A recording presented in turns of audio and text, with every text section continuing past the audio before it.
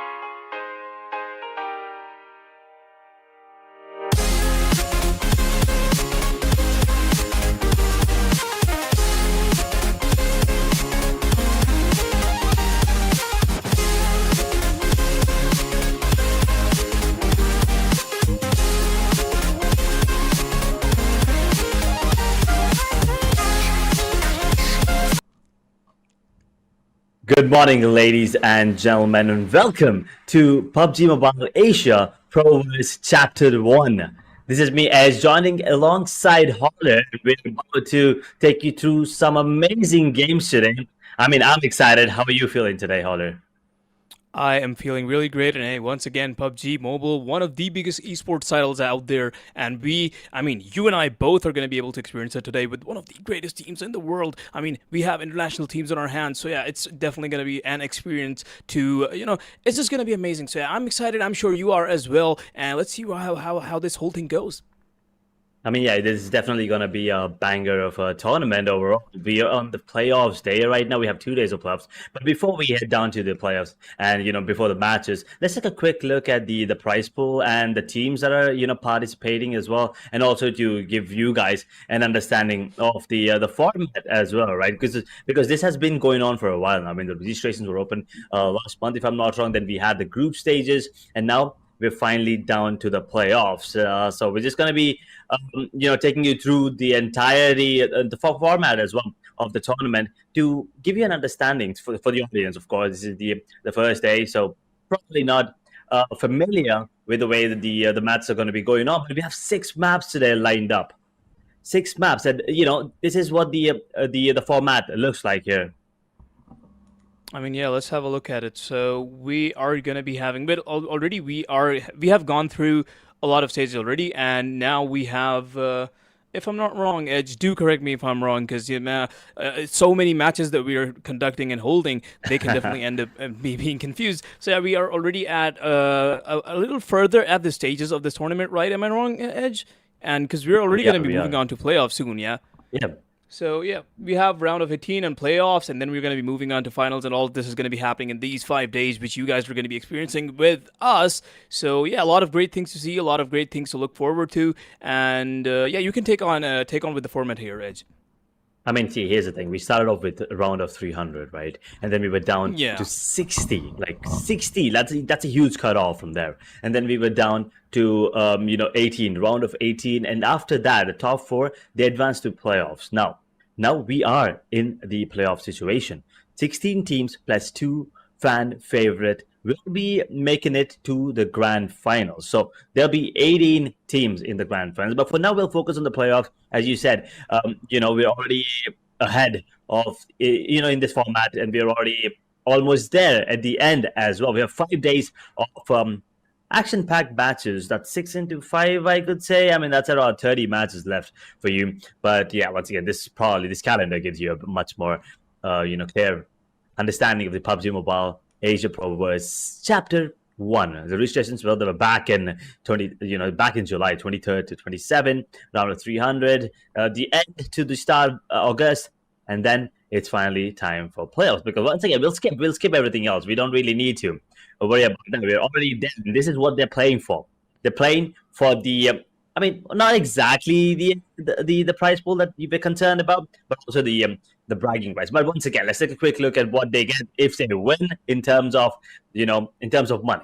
That is 90,000 rupees for the champions. Second place, you still get a 50,000. Third, 35,000. Fourth place, and you go home with 25,000 rupees. Fifth place takes away 20,000. Sixth, sixth position, they go home with 15,000, and so on. And also the MVP, they get a piece of the cake as well. And point system, once again, pretty decent.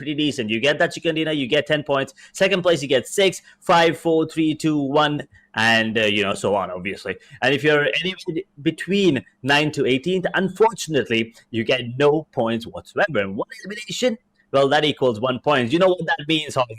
That means they need to make sure that they get good amount of eliminations, and also make sure that they finish at a good position. Yeah, that definitely is the case. The format, looks pretty simple to me. Straightforward PUBG, but hey, as the teams that we have today are gonna be, so you can just really expect it to be action packed. But hey, right now we have the maps that we are gonna be in today. So first off, we're gonna be starting off with Rondo, and then we're gonna move on to Erangel, Miramar, Rondo again, Erangel, and Miramar. So yeah, 3 maps. both of them are going to be played twice, starting off with Rondo. And yeah, I'm just, all of these maps, they're just so dynamic and versatile, and there's just a lot of changes that you get to see on these. So yeah, I'm just really excited to see how all of these will go and how these teams are going to be changing their playstyles and so on all of these maps. So first off, we are already starting off with Rondo. What are your thoughts, Edge? Ooh. I mean, once again, this is a map where I am not really good at, to be honest. First things first. I mean, honestly speaking, I'm not good at Erangel and Miramar as well, but I would say I'm decent on Miramar. That map is for snipers, and I think I'm a decent sniper. But once again, we still have to, see if there are going to be any drop classes. The flight is pretty decent. Just going, starting up north, heading down towards Rinjang. I am not. I kind of want to see if there's any team that goes towards Jadena City. Now, that is one part of the map that I think is pretty beautiful to look at. So, I want to see if there are any drop classes happening right now, if there's going to be any teams that's going to be going in for those early fights, early rotations, maybe even. Since it's the playoffs, right? You could see a lot of variations, and we all know these teams, some of these teams at least. And then we will still have to wait. Once again, for anyone that are just joining us right now, we are divided into 3 groups, if I'm not wrong. Group Red, Group Green, and Group Yellow. Pretty much is the case, and all of those groups do involve some really good teams. I'm just gonna pull up the entire list in front of my eyes, so just get an idea, get a narrative of what these groups are like. So it's gonna give us a much better picture of what we're actually gonna be having on our hands today. But for now, it's just all really just chill. All these teams are gonna be taking their time looting and stuff. But honestly, it's Rondo, not that big. So before you know it, we're gonna be having some action on our hands. Yeah, I mean, it's a Group Red versus Group Green. Let's just give a quick, shout out to the players. I believe just quick introduction. I might say Group Red and Group Green. So with Group Red, we have MGN Vikings. There's Xavier. There's Glue. There's Arena. There's One Esports. There's AZ Slumber, T2K Esports, Tribe Era Messi, and Todek. Why don't you take us through Group Green here, Oliver?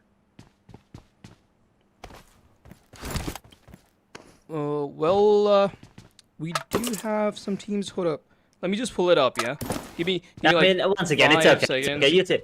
You take your time. I'll just, give a quick introduction. All right, I think I have it. Never mind. You're too late. You're too late. So, I'm going to go with it. So, Group Green, we have Talon Esports, Alter Ego, RQ Ryu, FaZe Clan, SM9, Nepix Esports, Team Flash, Vampire Esports, and Project NSC1. So, big names and big players, of course, and we're going to be seeing how all of these go against each other.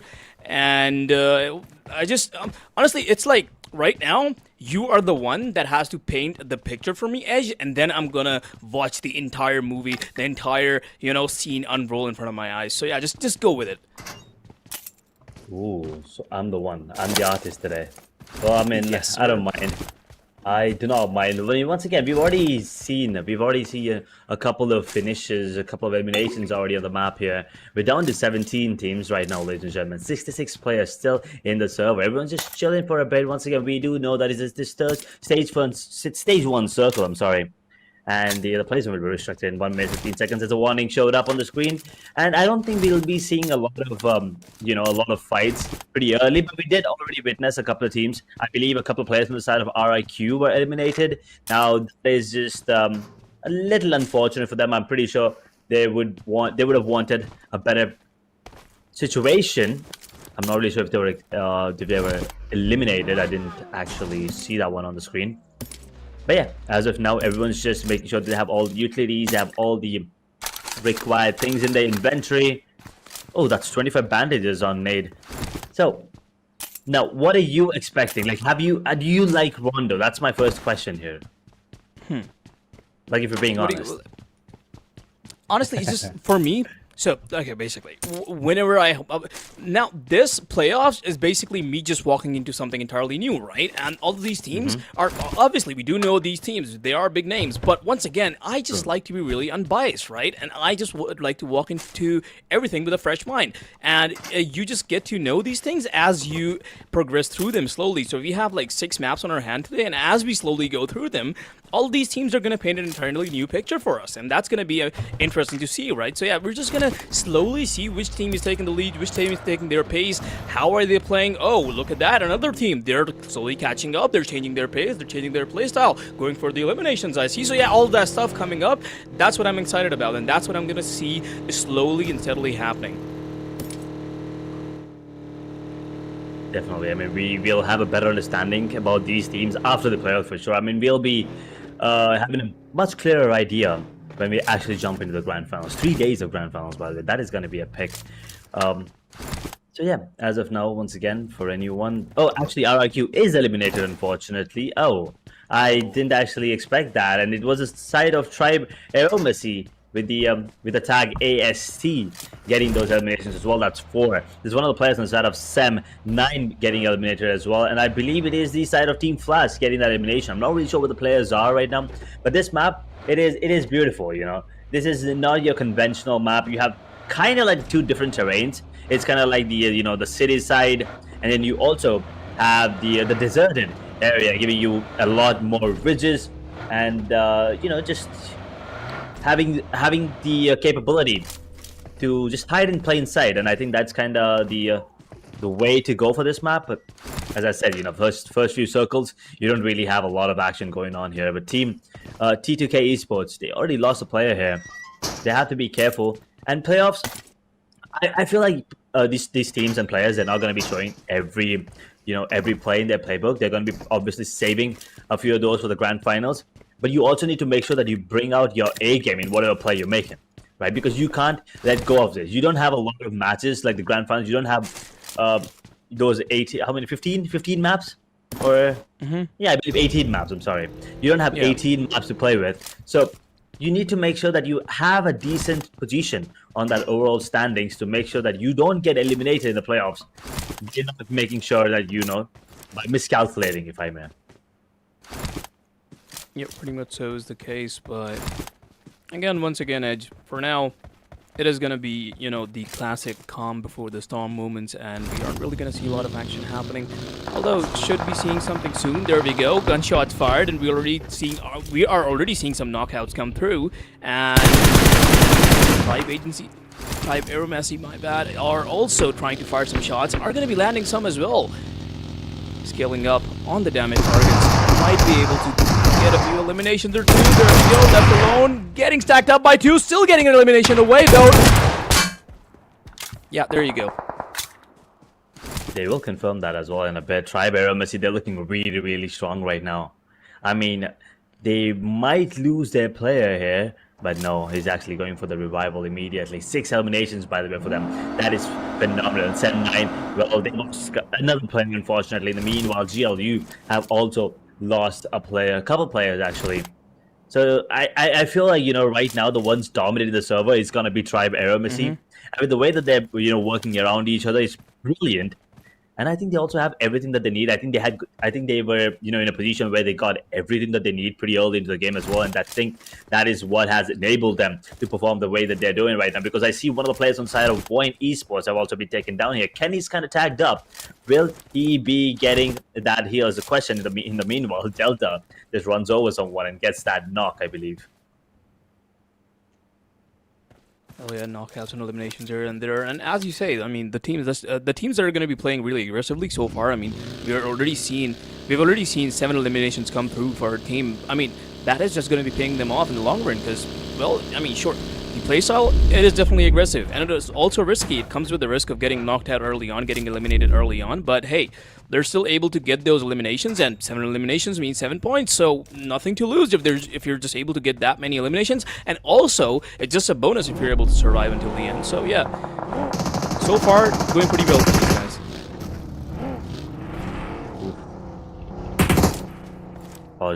NST1 trying to take this fight towards the side of FaZe. You have to be really careful. Once again, as he said, big names in the lobby. So you have to be wary of that situation where they could actually be the ones coming out on top. You need to make sure that you are being cautious at the same time, not playing into their hands. You need to make sure that you have your own set of, game plan ready, your own executions here. And Project NST1, I think they understand that there is a team here in the complexes there. And I think they're waiting for them to maybe make a mistake, or maybe for the circle to actually come into play. But I don't think, anyone will be moving out of this area anytime soon, because the circle's really, really far away, and no one's gonna give a damn about that. NSD, they are repositioning themselves at the moment. Grumpy being a little grumpy with that drive-in, but we'll make sure that he gets back into safety right now.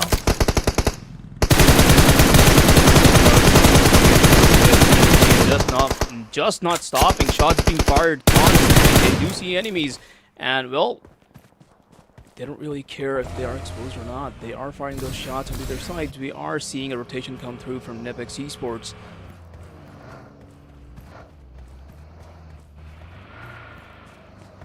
Glue. Should serve them well in the long run, but for now, yeah. I mean, Glue and Some 9, they're in a lot of trouble. Looks like they're one man surviving right now. And as we've already talked about this, right, 9 to 18 position, you don't really get any more points in those finishing points. The placement points, that is, I'm sorry. So that is something these teams need to be wary of as well. And RIQ, they're going to be really, really upset about the position. But once again, we just started the day, so no real pressure on anyone's shoulder, if I'm not wrong. So it's all good as of now. Project NST1 Todak right now, 0 eliminations. They're making their way into the circle. They just made it back, and that would be really cautious. There you go. They're going to be taking a bit of Kenny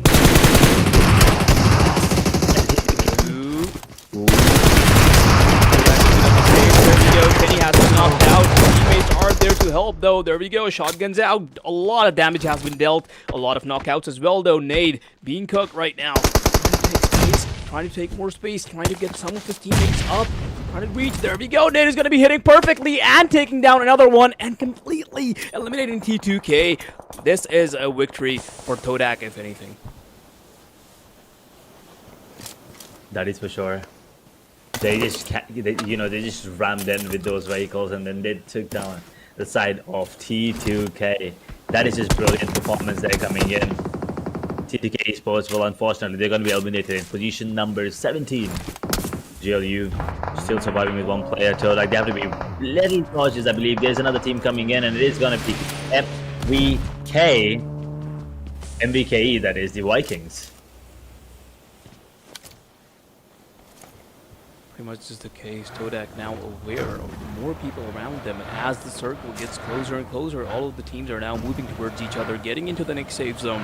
And once that happens, all of them are going to be in much closer vicinity to each other, which means a lot more danger and a lot less, in fact, space to play around. So yeah, they are all going to have to be really careful and play this out really carefully. This point of contention has especially become a really hot spot for now, because we can see a lot of teams gathered up there. We have FaZe up against another team, and only shots being fired so far. No eliminations. There we go. As I said it, we already see one guy going down, and FaZe already trying to gain more space, but they are not looking in a very good spot right now with one already eliminated and 2 knockouts. Only one guy left to clutch for these guys. Can he do it or can he not? Nepex looks like they are going to be joining the fight as well. In the meanwhile, the VPE also joins in, and FaZe get eliminated in position number 15. But now the side of VPE, they're shifting the focus on the side of Nepex, and I believe there's only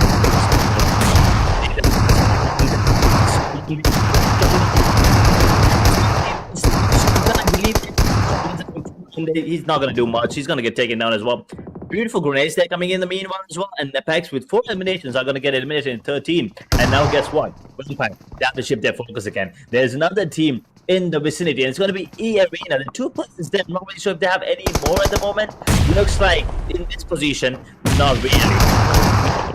He's a bit tagged up. Joker has to be careful here. The smokes are going to be brilliant. There is one more player coming and joining the fight right now. Meow. He's get taken down here. Nope, not really. And the grenades. It is just raining right now. So much utility, so much bombing. They're completely bombarding them, in fact, with nades. And yeah, that's definitely a win for them. And on the other side, we already see TLN being eliminated. A lot of teams have left the lobby so far, and we still have a handful still, though, in our hands. A lot of eliminations here and there. We still see some coming through. fight is not stopped because, well, just another team has arrived on the battlefield as well. There are 4 of them, and all of them are looking really well and really aggressive. They're not stopping. There we go. Eliminations coming through, and NSG has been eliminated. Oh boy, there's 3 teams in the vicinity right now. There's also decisive. I don't really understand how he is still surviving anymore. Well, they get their final bond as well. E and Dean is out of the picture as well, and now he's actually moving forward. You know, how much more can they do? How much more to fight him? It's a beautiful grenade actually doing a bit of damage there, and that grenade onto his Zeres actually skips him. How much utility do they have? Grenades. They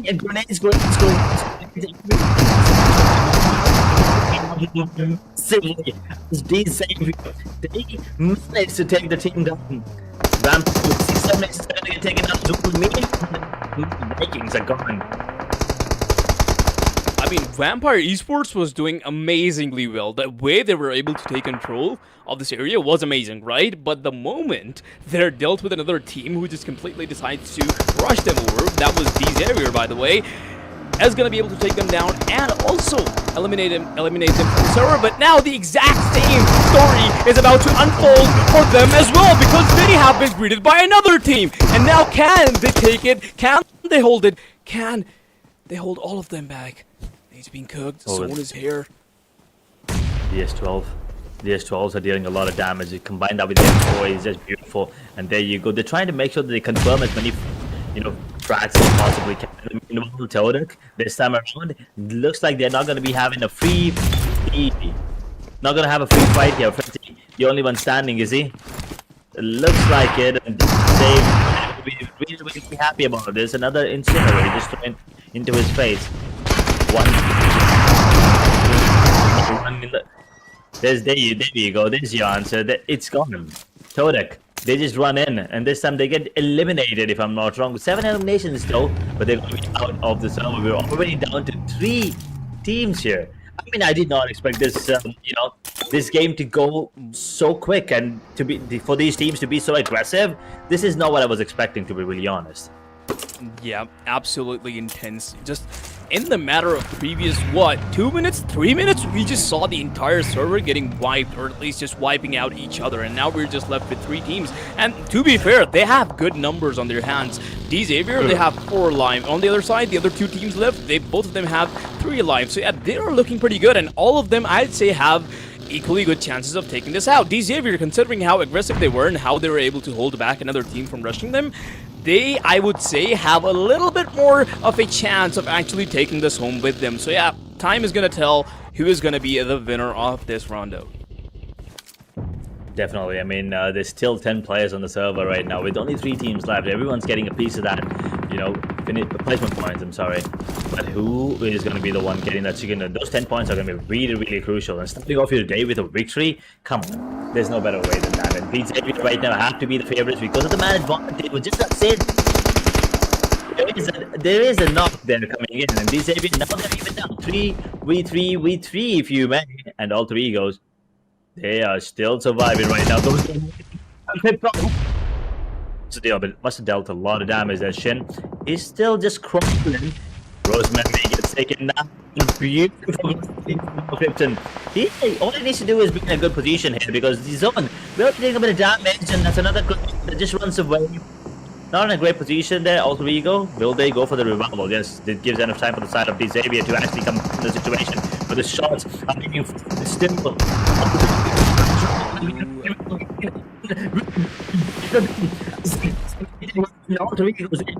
Top position with 6 eliminations. Now it's all down to the 2 teams surviving. AZ Stars and Xavier's. Xavier's, how do you get out of that? How do you get out of that situation even? The way they were able to just mow them down entirely was amazing, and now, well, having only 1 knocked out, they can also get him up, and, they are still going to have good enough numbers to take AZ on, and, well, that is eventually going to happen. We still do have a lot of space to work around with, and there's, quite a lot of distance between both of the teams, but eventually it's going to happen, and, well, both of the teams, I would say, still have good enough chances of making this happen, so only about time before they come into contention with each other, before they engage each other, and we are going to be seeing who the true winner of this map is. A 3v3. Let's see, this is pretty classic. There are the vehicles coming in already. There is one player just far away. I think he probably has a sniper or something in his hand, but the grenades are going to be cut down once again. AZ's Slumbers, they're in a bit of trouble, they're in a bit of chaotic positions here, but the grenades are going to be raining in from them, and they have to be careful. They're leaving the vehicles and going in a different position right now. AZ Zontil is going to be taken down immediately. The Xavier with the advantage. I don't see the backup. Where is the backup? He's really far away, and he's taking damage as well. My Z is up close, cooking up a grenade right now. Can he 1v2 this? Actually, 1v1. It's really open. It's a 1v1. Is that? No, it's actually a 1v2. Yeah, the backup is a bit too far away, as you were saying. Well, the final decided to make a move. He is now closing up, but already receiving so much damage that he's just going to be sprayed down far away. And now, with that, AZ being eliminated, Xavier is going to be taking the first map with a chicken dinner. And now, well, how many points was that going to give them with that many eliminations, Edge? Ooh, I've not seen how many eliminations they have. Okay, so this is exactly what I meant by letting these teams paint the picture for me, right? Because now we have, like, I have my eyes on these areas. These guys are absolutely aggressive. These guys are insane. They don't stop for anything, and nothing can stop them either. You rush them, they're gonna take you down. You engage with them, they're gonna take you down. They're just as aggressive. You just cannot really do something about them. So yeah, that's the picture that these guys have painted in my head right now, and I'm just gonna be seeing in the the later on matches what is to follow. But yeah, so far, amazing performance by these guys, just being able to be, I would call this style passive aggressive, right? They were passive when they needed to be, and they were aggressive when they needed to be. So yeah, just really overall versatile style of play, and definitely ended up getting them the chicken dinner. No, definitely. I mean, once they found that momentum, they started snowballing the game at one point. I mean, especially that compound, I believe, near the circle, near the test track, a little south to the test track, I believe that is. That was an absolute bloodbath there. A lot of teams, I believe we did, witness 4 to 5 teams get eliminated there coming in. I believe there was FaZe in it. There's Nepex there as well. There was Vampire, who I thought might be the ones coming out on top, but unfortunately, exactly, somehow they didn't. Exactly. I mean, they were, just coming in and eliminating like 2-3 teams there. And then Toda comes in. They were like, yeah, we want a piece of the action. And they were getting it. But unfortunately, Xavier, they were in a better position. I believe, I just want to know how many grenades were expended there. At least 20, 25 grenades exchanged between those two teams. At least. Maybe you're even counting it less. Could have been more. Yeah, probably. Like, I did not hear any gunshots being fired. It was just grenades after grenades after grenades. Like, another team joins in. Again, well, guess what? They have a bunch of grenades as well. I mean, there's grenades everywhere. Yeah, another team that I would like to talk about, which I believe, could be, performing a bit better next time. It has to be the side of Vikings. But yeah, we'll talk about them in a second. Right now, let's take a quick look at the team stats that we have right now here. DX, that is Team Xavier, with 3 eliminations and 1 total knock. They have dealt 533 damage, but I believe this is the entirety of them. I'm sorry, this is just a player. Well, Jin with 1126 damage. Come on, that's insane. That is insane. 1100 damage on a single map. This guy has been doing a lot of heavy lifting. And I mean, hey, not to take away from the other teammates as well. We have, well, the name is not showing. I'm not sure which teammate is that, but, well, it is one of them who also ended up dealing 533 damage. Keep in mind that only eliminations don't really count. I mean, as long as you're dealing damage and as long as you're helping your teammates get the kills, get the eliminations, you are still doing a lot of heavy lifting, because we just saw a lot of util usage in the previous map. We just saw a bunch of big nades being thrown, and that must have dealt a lot of damage. So yeah, the more damage being dealt, the more work you're doing for your team. But yeah, still for now, Paragon 7 is going to be the MVP for Xavier with 7 eliminations, and as we said, 1126 damage, 7 knockouts, and well, I believe he just finished them all off. Just overall really good performance to be seen. Yeah, definitely. I mean, the teamwork was also there. They were making sure that they take the fights, but at the same time, they were making sure not to ignore their teammates. Those help was coming in every single time. Those revivals were coming in as well, and I think the backup was pretty phenomenal coming in. And let's talk about the top 5 players right now of this map, once, ladies and gentlemen. I mean, obviously, Paragon, we've already talked about it. The MVP, if you may. And then the side of Tribe Aromacy. We have not seen a lot of their fights, but they were, I believe, with 12 eliminations and 13 eliminations. I believe something between these two. But yeah, Zoe and Delta. These two players have a combined eliminations of 9, which is absolutely amazing. And 9 knockouts, 9 eliminations. I believe they made sure that they, confirmed Yeah. positions, confirmed those, burial grounds for these players. And TDK Frenzy. Now, this play was also really, really good. I think one of the key factors, major factors for the side of Todak to actually perform the way they did, just running in with those vehicles, getting those fights. I believe they did take out the side of Team Flash, was it? Or someone, I believe, they did manage to get one down. And the only team that I'm kind of worried about right now is RRQ, to be honest, getting eliminated in a position that they did. Oh, look at AST's eliminations. That's not bad at all. In fact, they dealt more damage than decisive did. I mean, hey, we were right about the utils being used. Look at that. 26 smokes, 15 nades. That's an insane amount of nades being used by a single team. Ooh. And yeah, we already saw how that happened. But otherwise, still, I would like to emphasize once again how much damage the AST managed to dealt, even though they didn't come out at the top at the end, of course. But they still were able to get away with 13 eliminations, which is going to be giving them 13 points, which is not bad. Not bad at all for the first map. Because, hey, we had some really unlucky teams who were, who had to book it and just go out of the lobby, go out of the map early on, and which was really unlucky for them, of course, but still, on the other side, teams who were not really able to survive for that long and still end up getting, a good amount of eliminations, yeah, that's really good for them, and that's going to be helping them in the long run in the leaderboard today. Definitely. I mean, I think the only thing that, separates the side of AST and DX has to be I think the placement points, I believe Tribe Aromacy, they started off really, really strong, but then they were eliminated, not really sure, maybe like 7th or 8th position. So I think that is something to keep an eye for, eye on. But Xavier, they will get those, 10 placement points along with the 13 eliminations. So to answer your question, 23 points is what they're going to start off there with, which is absolutely ridiculous. And I think it's a good, momentum boost and the confidence boost as well. But let's see how things goes on ERANGEL. I believe we are going to be jumping in right now. So, we still have the same groups coming in, Group Red and Group Green. So these two groups, consisting of the same teams that we just witnessed, are going to be jumping in again. So are you expecting a similar kind of, really quick match? Because trust me when I say that, I did not expect Rondo to be done this quick.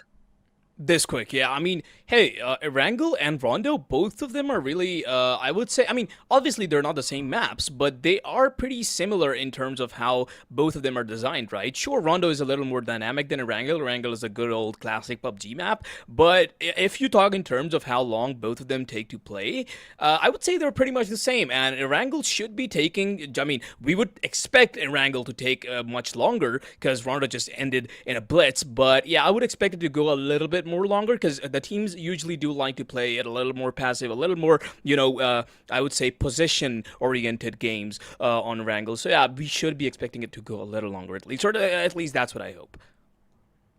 Definitely. I mean, if you take a look at the match summary as well, we have 67, total eliminations, of course. We came down to the last surviving player, that is 2 surviving players, actually, I'm sorry. 6 grenade eliminations. Now, I was expecting that number to be a little higher than that, but regardless, let's take a quick look at the match. It was just damage. It was just damage. Nobody was really dying. They were just throwing nades everywhere. Yeah. They don't care. Yeah.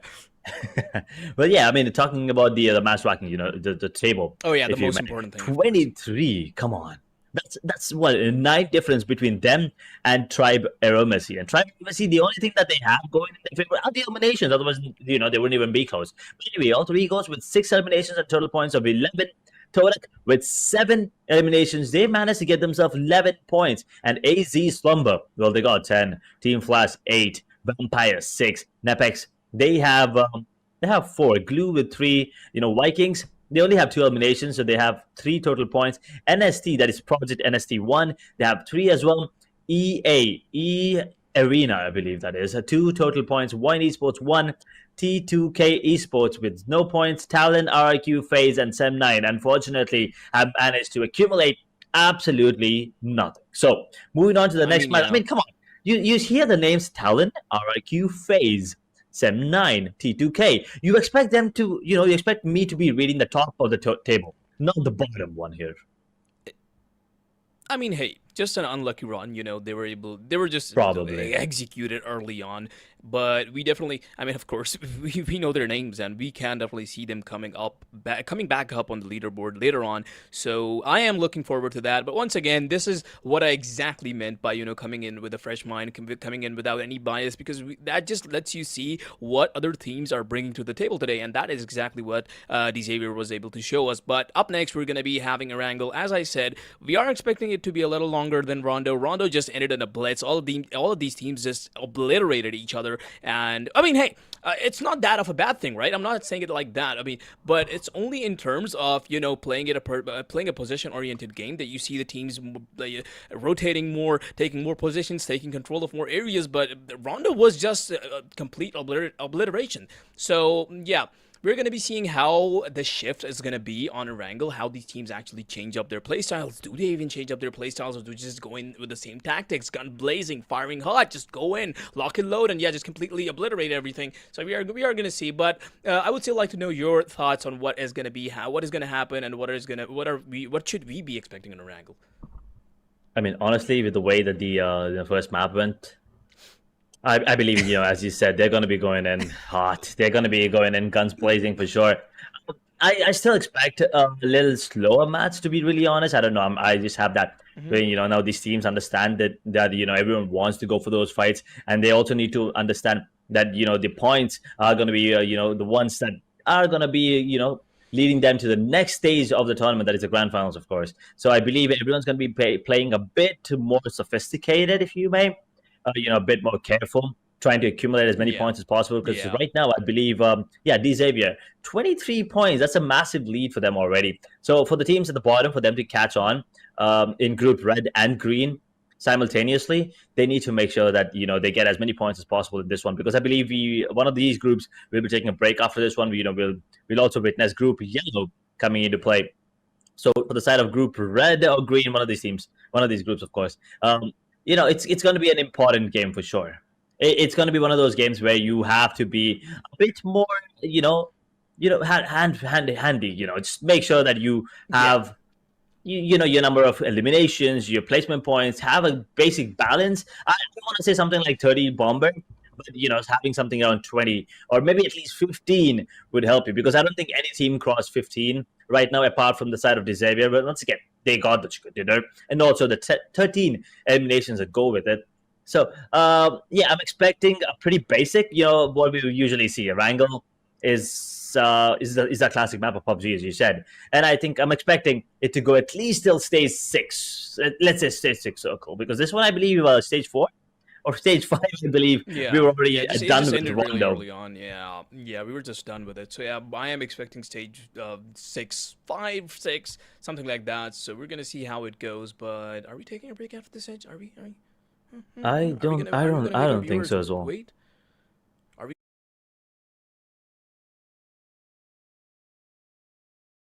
Go back at it again, but I also want to see FaZe and Sim9 come back up from the leaderboard, because yep, there we are. We are in fact not going for a break, and we are hopping right into Erangel with all of these teams once again ready to go back at it again. Once again, quick, the teams that are in this as of now is going to be MGN Vikings, the Xavier Glue, E-Arena, Wayne Esports, AZ Slumber, TDK Esports, Tribe Embassy, Todak, Talon Esports, Alter Ego, Ares, RQ, Rue, FaZe Clan, Sem9, Nepex Esports, Team Flash, Vampire Esports, Project NST1. No, yep, we are going to be seeing all of these names dropping on the map, and well, all over the map we are seeing a plane line that kind of cuts the western side of the map, going up to the north from the south, and it is actually a pretty nice plane line, if I would say. It's not really as close to military base as I would want it to be, but well, the rest of the map is pretty much being covered. We're not going to be seeing a lot of action towards the north probably, but yeah, the middle west of the map is going to be entirely populated, and we're going to be seeing a lot of players there for now. Ooh. Well, I have been watching, been casting a bit of PUBG myself, and one thing I noticed, the teams are refraining. from going towards that military base right now? Like, any particular reason why? Because I can't figure out myself. It's just trying a bunch of different things and see what it works over time, and then you just kind of see what works for you, and you just slowly get into your own groove and all that sort of stuff. So yeah, these teams probably have stuff figured out for themselves. We are seeing a few teams close to each other for now, but not quite sure when the engagement would take place. Never mind, as I say it, it's already happening. TDK going up against M9, I believe, and Frenzy and another player are already up pretty close, and that player is actually in a lot of trouble with just a shotgun in hand. I don't think he's surviving for long. Yeah, there we go, low HP, and the kill has been secured as well. Well, should be eventually. Yeah, there you go. Finishing him off early on. The rest of the teammates from Sem9 not really as confident to rush right back in to help their teammates, because that's exactly the reason why you don't go up against CDK, and they are continuing with the knockouts and also probably the eliminations soon enough, with only one guy left now, I believe. Yeah, 2 of them have been taken down, and it's just 1 left, so let's see.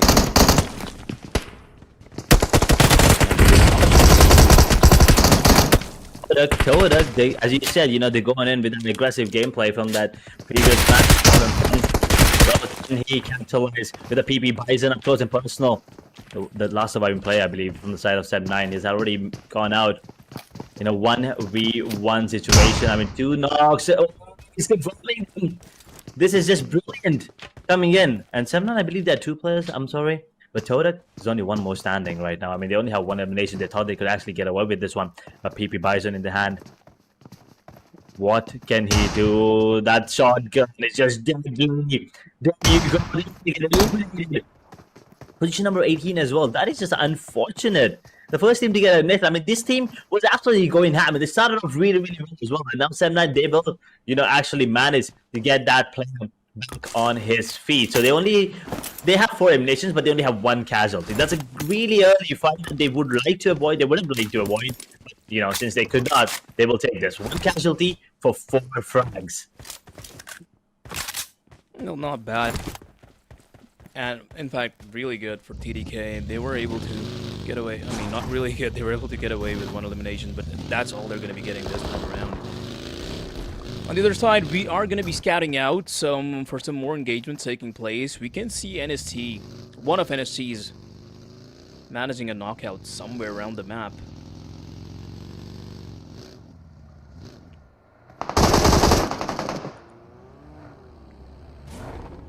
Also Ego versus NST, is it? Nah, Grumpy's just in no man's land here. That is just unfortunate. I don't think there's anyone coming to save him. I do see a grenade being cooked somewhere. Wait a second. Maybe he's not in no man's land. Maybe there's another player supporting him, but yeah, he's not going to be able to do much. The revival will not be coming in. Can he do anything else is the question. Can he actually go for that frag confirmation or tomorrow there? Actually, also Ego. Let's see, Ken to make sure that with the UMP, he might actually get himself another one. Drew, he will actually get that trade immediately. So Krypton, he's gonna get, you know, back on his feet anytime soon. But I do hear another vehicle. I hear another vehicle. Coming in. See, Ken boy, can he make it back to safety? The grenade is good. Just a bit of damage, but not enough.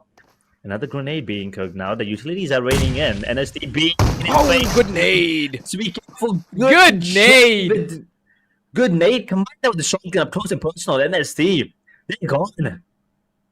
The timing of that nade was so beautiful. It was perfectly cooked, just dealing just the right amount of damage, and also shotgun in hand, as you said, to just, you know, finish them off right there and then. And with that, ladies and gentlemen, NST is now out of Erangel, and we are going to be seeing them on the next map now. Some eliminations here and there to be seen. Really, it's honestly at what we really wanted Edge here. Like, it's just, this is exactly what we were hoping for, right? Sure, it's not complete obliteration. These teams are not going at it. Like the previous time, we just saw 4 teams getting eliminated right off the bat, right when the map started. But this time around, it's a little different. You know, these teams are taking it a little slow. Sure, the teams that dropped nearby each other, they obviously do have to take the fights. They have to get, I mean, only one can get out of that one town. So they have to take the fights. They are fighting each other out. But so far, it's really nice. Good to see liking it. But as I say, I'm going to hold on to that top because, well, one of the players from AZA is in a lot of trouble, but guess not. He's going to be able to take him down with a shotgun. First aid out, is trying to heal up, but doesn't have enough time. He knows he's being rushed, and he's not going to be able to survive for long either. That's just unfortunate there, and AZ. Well, there are 2 players surviving right now. He will manage to get one more, just like that. The entirety of the squad is gone. Vikings, who I thought maybe had a better chance this game, unfortunately is going to be eliminated pretty early into the game as well. And AZ, well, they will probably have all of their teammates on their feet. The smoke grenades are going to be deployed to make sure that no one actually joins and surprises them, takes them down. But AZ, with 4 eliminations, they will make sure everyone's back on their feet. Arena, last time they were in a position where they had to take those fights. This time they're making sure they're out in the open, so they have multiple places to run off to if needed, and they're also making sure that they have the beautiful vehicles there coming in. It's a McLaren. Come on, a McLaren off-roading. I don't even think this is off-roading anymore. It's straight up mountain climbing with a McLaren. Is it? Okay, I mean, it is a McLaren for sure. That's for sure. We can see it right there. But I was like thinking more in terms of which McLaren, right? Is it an F1? The F1. It is an F1 car. Yeah, so I was like, I was not exactly looking, but yeah, F1 definitely not built for the terrain that he's using it on right now. But oh well, if you have it, if you own it, you can really do anything you want with it.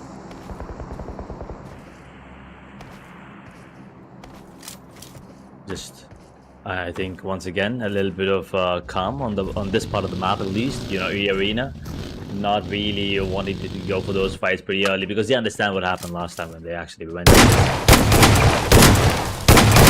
Does he see someone? Or he's right now. It looks like he's just trying to maybe bait someone with the S12K there. That is, and the QBZ in his hands as well.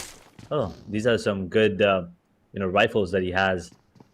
I absolutely love the QBZ and the DBZ. I think 2 of the insane weapons there. But look at that. Is that a smoke? Oh, that is a smoke. I thought that was a grenade. They're just running onto Badru, but no, that's not going to be the case. One Esports, they have to be very position right now. Oh, Rosemary almost got there, but look at the positions coming in. Three go there. They're absolutely savaging these players. One Esports, 2 more in the snake. Set up. Being able to get this for the support. He's going to get taken down as well. It's going to be he's going to be French frying. There's only one more.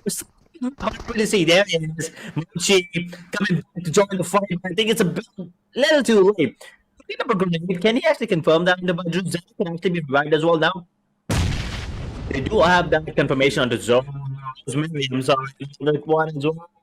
They want to surprise this team, but unfortunately, it's Wine Esports coming out on top at the moment. That is, and they're going to come. Is it going to be Landy? So, that was on point. Straight in the face, but guess what? They're not done yet. There's another team coming in front, and that is the side of Team Flash. Team Alterigo is now to devote attention to this team. Map advantage clearly in the side of Team Flash. There is good damage there, Crypt, and boom. That was good. That was a very long engagement, if I may say so. Honestly, I don't think it has ended just about yet because, well, Alter Ego, they still do seem to be in a bit of trouble. They do have a little bit of things to deal before they can leave this area. A good amount of utilities being expended right now. We can see a lot of smoke grenades being thrown, and they're also being bombarded with a bit of mollies right now. Still, though, enough time to, let them recover, let them heal up, and get ready for the next fight. On the other side, we are going to be seeing RRQ being eliminated once again. Well, not quite early on as last time, but still getting out of the map pretty early on, I'd say. Once again, with the eliminations. On this side, I'm going to hold on to that thought because T2K Esports is also taking a lot of gunfire from an angle. They do need to do something about it.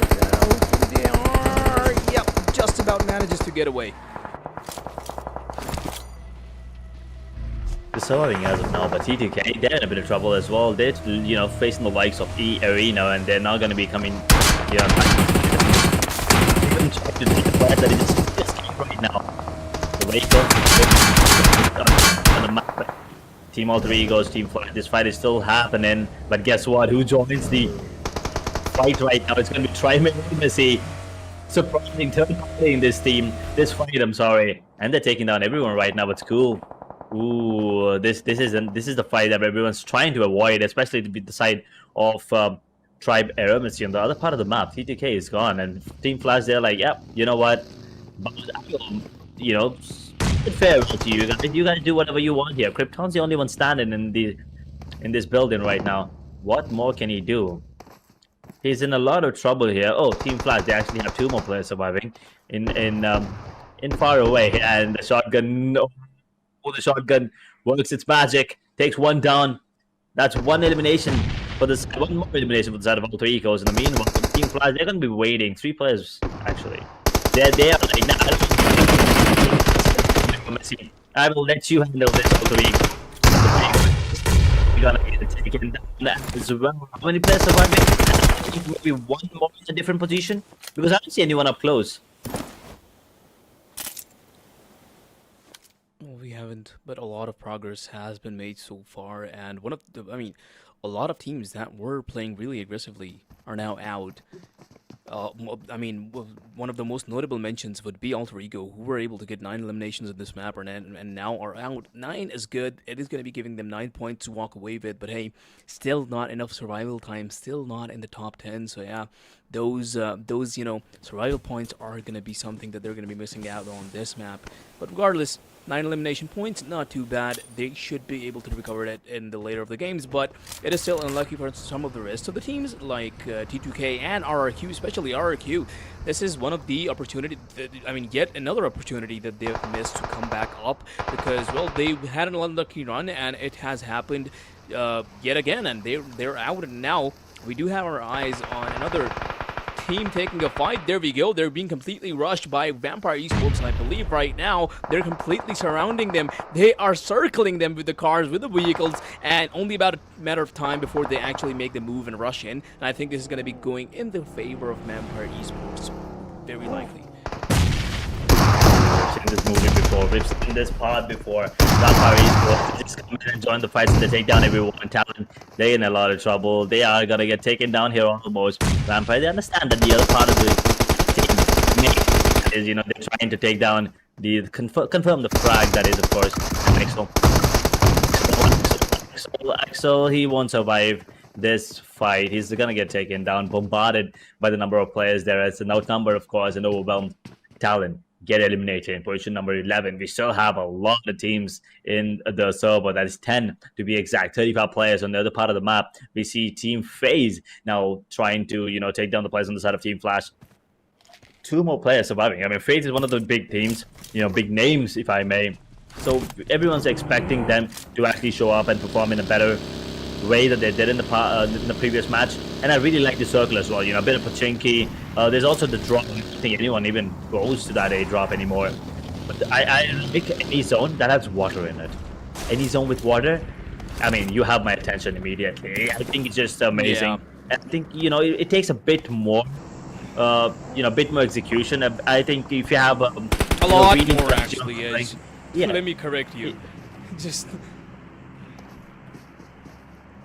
Definitely, I mean, with the water there, you need to make sure that you're on point. I think you can come up with against one. These could be multiple vehicles against one. Glue is sticking in your faces right now. The faces are coming in. You're not making information, nevertheless, on the other part. But Nade, he has to be careful. Now we are all switching, just fights all of a sudden towards switching focus towards Vampire Esports. I'm not really sure. Yeah, we're just gonna be going away, but on the other part of the map, I believe decisive did come out on top, regardless. That was kind of surprising. I thought they were actually gonna get taken down there. I mean, hey, they eventually ended up making it work out, so, well, yeah, good for them. But, hey, they are down in numbers slightly now, so that's something they are gonna have to worry about later on. But for now, they can really just, rely on the survival points. Take those survival points home with them, just relax, and So far, they have, I mean, I wouldn't say they have done enough because 3 eliminations is obviously not enough. And as we know, Xavier is a team that is capable of a lot more, but with only having 1 left in their team, I think just, you know, playing it out for the survival is the only thing, is his only option that is left. But in the meantime, we are going to be shifting our eyes, shifting our gazes on the other teams that are here in the battlefield.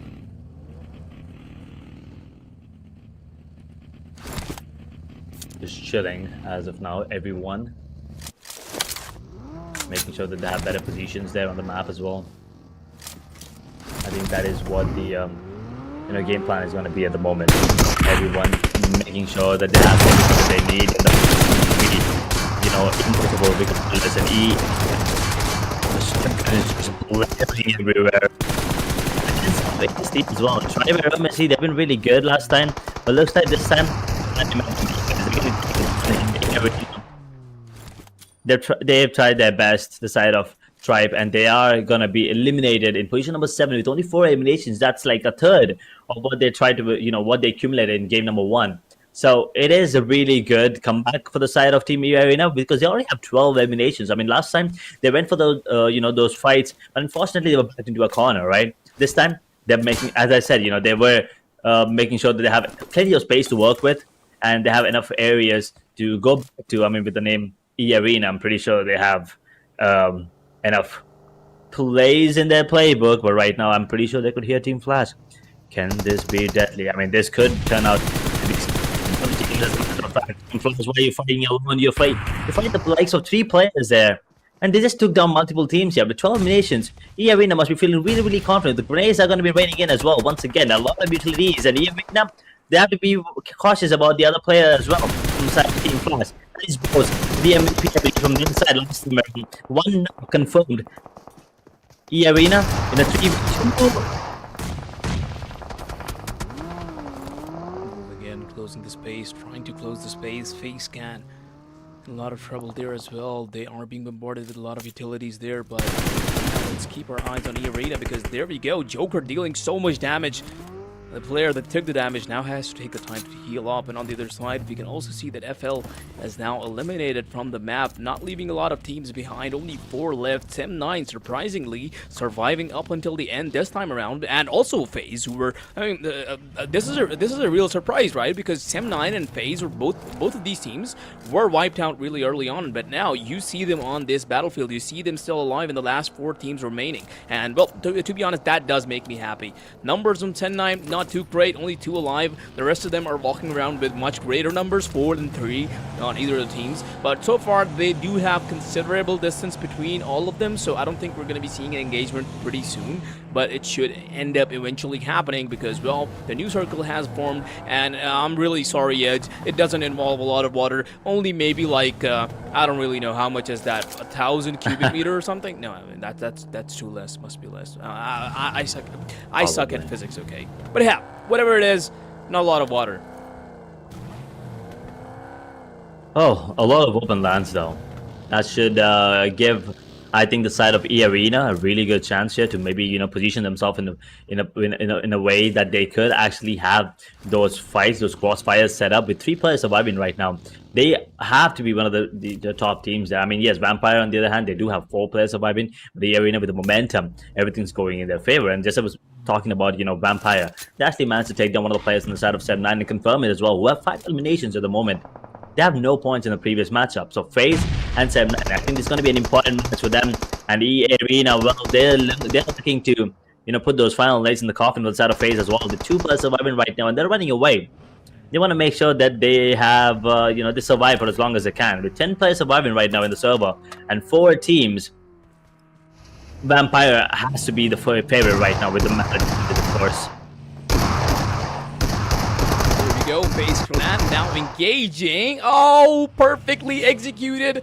FaZe not looking good at all, and they are going to be eliminated from the map. That rush did cost them a little more than what they should have wanted, and now we have 2 teams, in fact 3, but like Sem9 is pretty much non-existent right now because it only has 1 guy remaining. On the other side, EA working around with 2, and Vampire Esports, they have the full number, they have the entire squad still intact, which is going to be helping them winning this second dinner likely.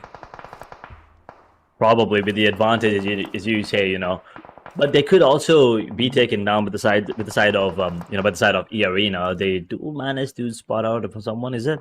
I think they did spot out the McLaren of the side of E Arena. Vampire Esports, they have to be really, really cautious. But where was the player on the side of Sem9? That is what I'm looking out for. Like, where is he? I don't see him on the map at all. Is he going for the heal battle? Nowhere, right?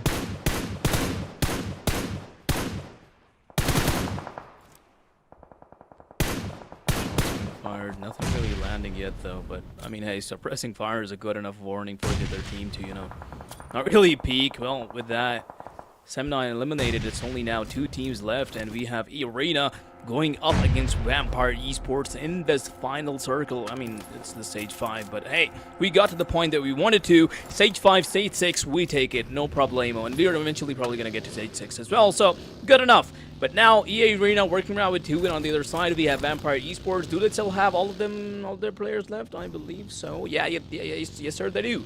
So yeah, good enough chances for both of these teams to take this chicken dinner home. They are taking really, really interesting position, taking control of such a big area, but that is also detrimental to them, right? Because if they're spread out apart, they can fall and die like this, and which is not going to be good. And now recovering your teammate is going to be a real hassle. Vampire Esports tackling EA Arena really nicely here. There's one more player standing right now, and I think this is going to be a classic case of we have more numbers than you, so we will be the ones coming out on top. And there you go. It's going to be overwhelmed with the number of players there as well. But he's the only one standing. There's nothing he can do. Personal SLK in the face, and it's going to be Vampire getting what they deserve. They get that chicken dinner, which was, I think, stolen from them last time. But this time again, you have to give it to E Arena as well. They've been really, really good. They've improved a lot from game number 1. They kind of understood where they went from, and it worked good for them. And Vampire as well. They made sure they have all the players surviving until the end, and they came out on top this time with the chicken dinner. Well, yeah, a different story this time around, and well, not really what we were expecting. And honestly, I'm really happy. I'm really glad for Sem9 and FaZe Clan being able to survive out for a little longer than what they were able to in the previous map. And well, it's definitely nice to see. They're going to be walking away with more points this time around. Still not really making it to the very end. We saw E Arena and E Arena, and what was the chicken dinner team? Of course, Vampire Esports. Holding down their numbers and staying intact up until the very end, keeping their numbers up, and just aiming, not really taking a lot of fights, not really being very aggressive, just taking the picks that you can, picks as in eliminations, of course, and getting those points and just surviving until the end and actually hitting it when it really matters, and taking that chicken dinner, which obviously gives you the most amount of points. So yeah, just climbing the leaderboard steadily and smoothly, and in a way that's not risky, which gives them the most incentive. So of course, yeah, really nicely played by Vampire Esports, and E Arena really put up a good fight as well at the end. But to be honest, the way they split up in the end, I really do get the vision that they had in their minds. They were trying to get as much space as possible and set up as many crossfires as possible, right? But that didn't really work out. Vampire Esports just found them and pinched them at the very right moment. So yeah, didn't really work out for them. Unlucky, but hey, Vampire Esports, amazingly played. I believe, Vampire already had their players set up in their, respective positions. So when, Arena, they were going for those, when they were going to take those positions themselves, they were already under the crossfires and, under the crosshairs as well. But anyway, Vampire Esports are going to be the ones coming out on top with, how many is that? 9, 12, 13 eliminations yet again. So, I mean, that's 2 teams now with 13 eliminations coming out on top. 13 could be the magic number. I mean, usually considered unlucky. It looks like it is pretty lucky right now. There is Peggy. I'm sorry if I'm absolutely butchering the name here, but I believe that is Gary Lazarius. Oh my god. Anyway, is that? I'm not even going to take a shot at it. I'm sorry. Okay. I'm not even gonna try taking the name because I'm probably just gonna end up doing worse than you. So yeah, we're just gonna. I mean, hey, the numbers are what really matters, so we're just gonna focus on that. So the MVP is from EA Ternick. That's my attempt. I really do apologize if I'm doing it wrong. But hey, the numbers, as I said, matter a lot more because eliminations 7, 684 damage dealt, and well, that's not bad at all for EA. I think he was the one really True. carrying EA and just made EA push through until the very end. Definitely. I mean, I believe in both the games as well. He's been absolutely phenomenal. And with 7 eliminations, I think he's, done enough, obviously. I mean, come on. He's been doing the heavy lifting. And, you have to give credit where credit's due. And I think this player, deserves it all from the side, especially. I mean, with a little more backup from their side, I think they will actually manage to make sure to maintain that consistency. I'm sorry, throughout the day, throughout the tournament as well, because you can see, top 5 players. There are 3 players from Arena. 2 of the others are from the Chicken Dinner team. So that kind of tells you that these both teams, they absolutely dominated the server on this map. Their Erangel was their playground. They were just going ham. 7, 5, 12, 17, 21. That's 25 eliminations between these 5 players. Come on, that is nuts.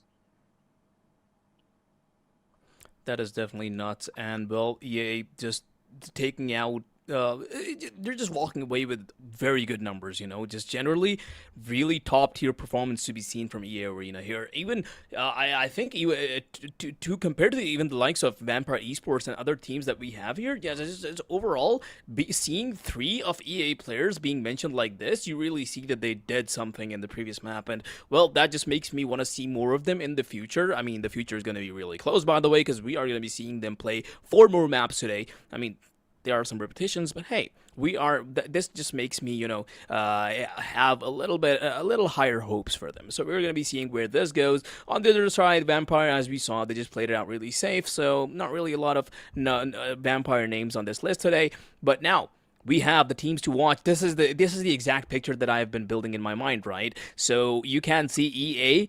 18 eliminations, 2,423 damage dealt. A lot of utilities used as well. On the other side, we have Empire Esports, 13 eliminations. Not bad at all, because hey, if you combine that with the Chicken Dinner, it just ends up being a lot of points as well, right? So yeah, really good amount of damage done too, by the way. 2,200, not bad at all. Alter Ego, we saw them being really proactive as well. They were just moving all over the map, taking the engagements that they needed to, taking the engagements that they didn't even need to. So just, going all out, getting those damage ins, getting those eliminations from themselves.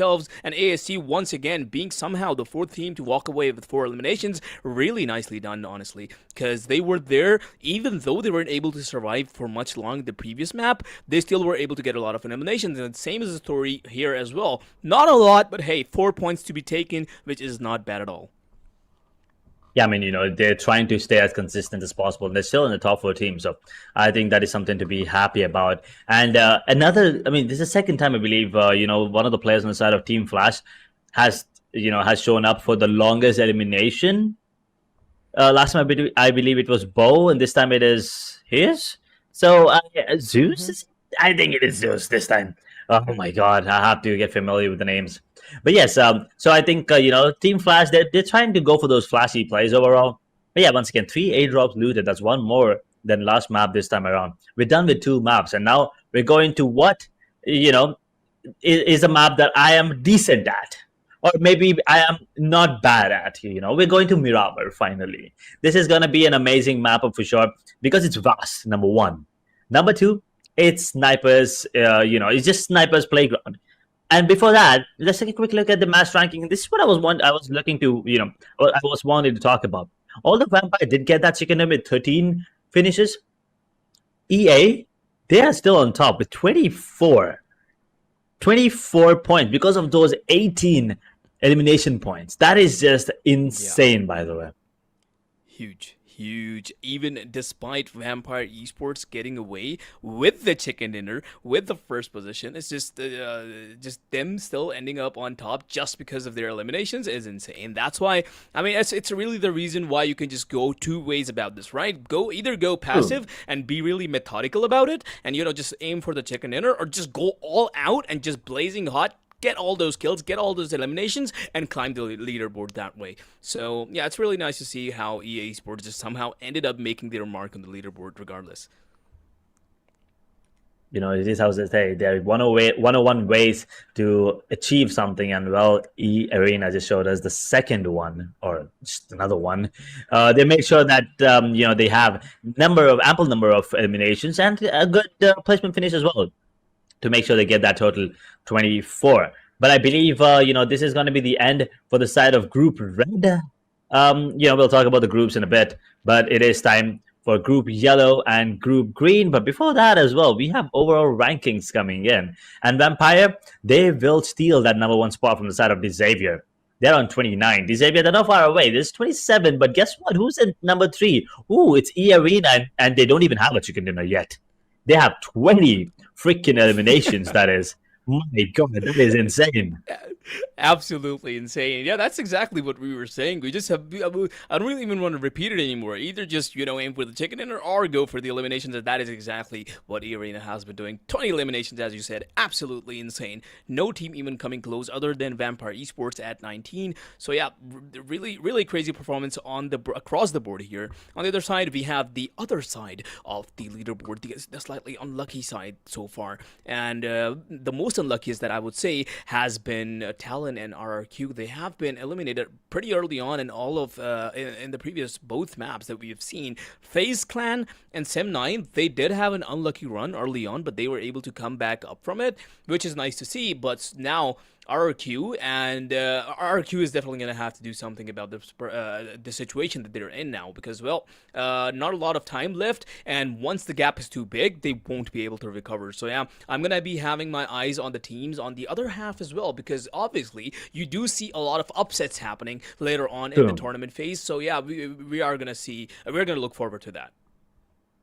Definitely. I mean, we have a lot more to witness. We have a lot more to talk about and a lot more action coming up. But for now, we're going to be taking a quick break. We'll be back with map number 3.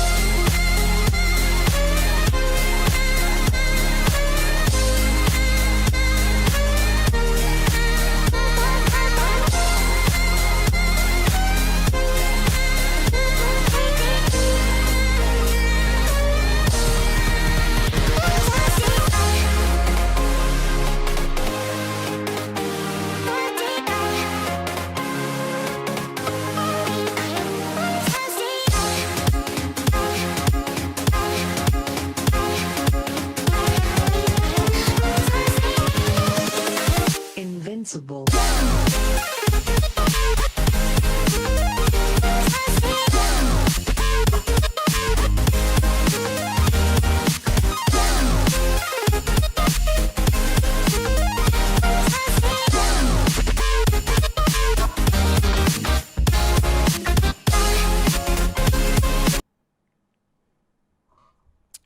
And we are back. Me and Edge once again. We are gonna be going back into the map 3 that Edge said was his favorite, and we are gonna see how he actually is able to provide his insight for us. But like my personal opinion, once again, huge map. You know, as he said, snipers den. Edge might just be, a bit of a sniper himself. So we are going to see what kind of stuff we see happening. But hey, as Edge is the expert, I'm going to let him take the lead on this.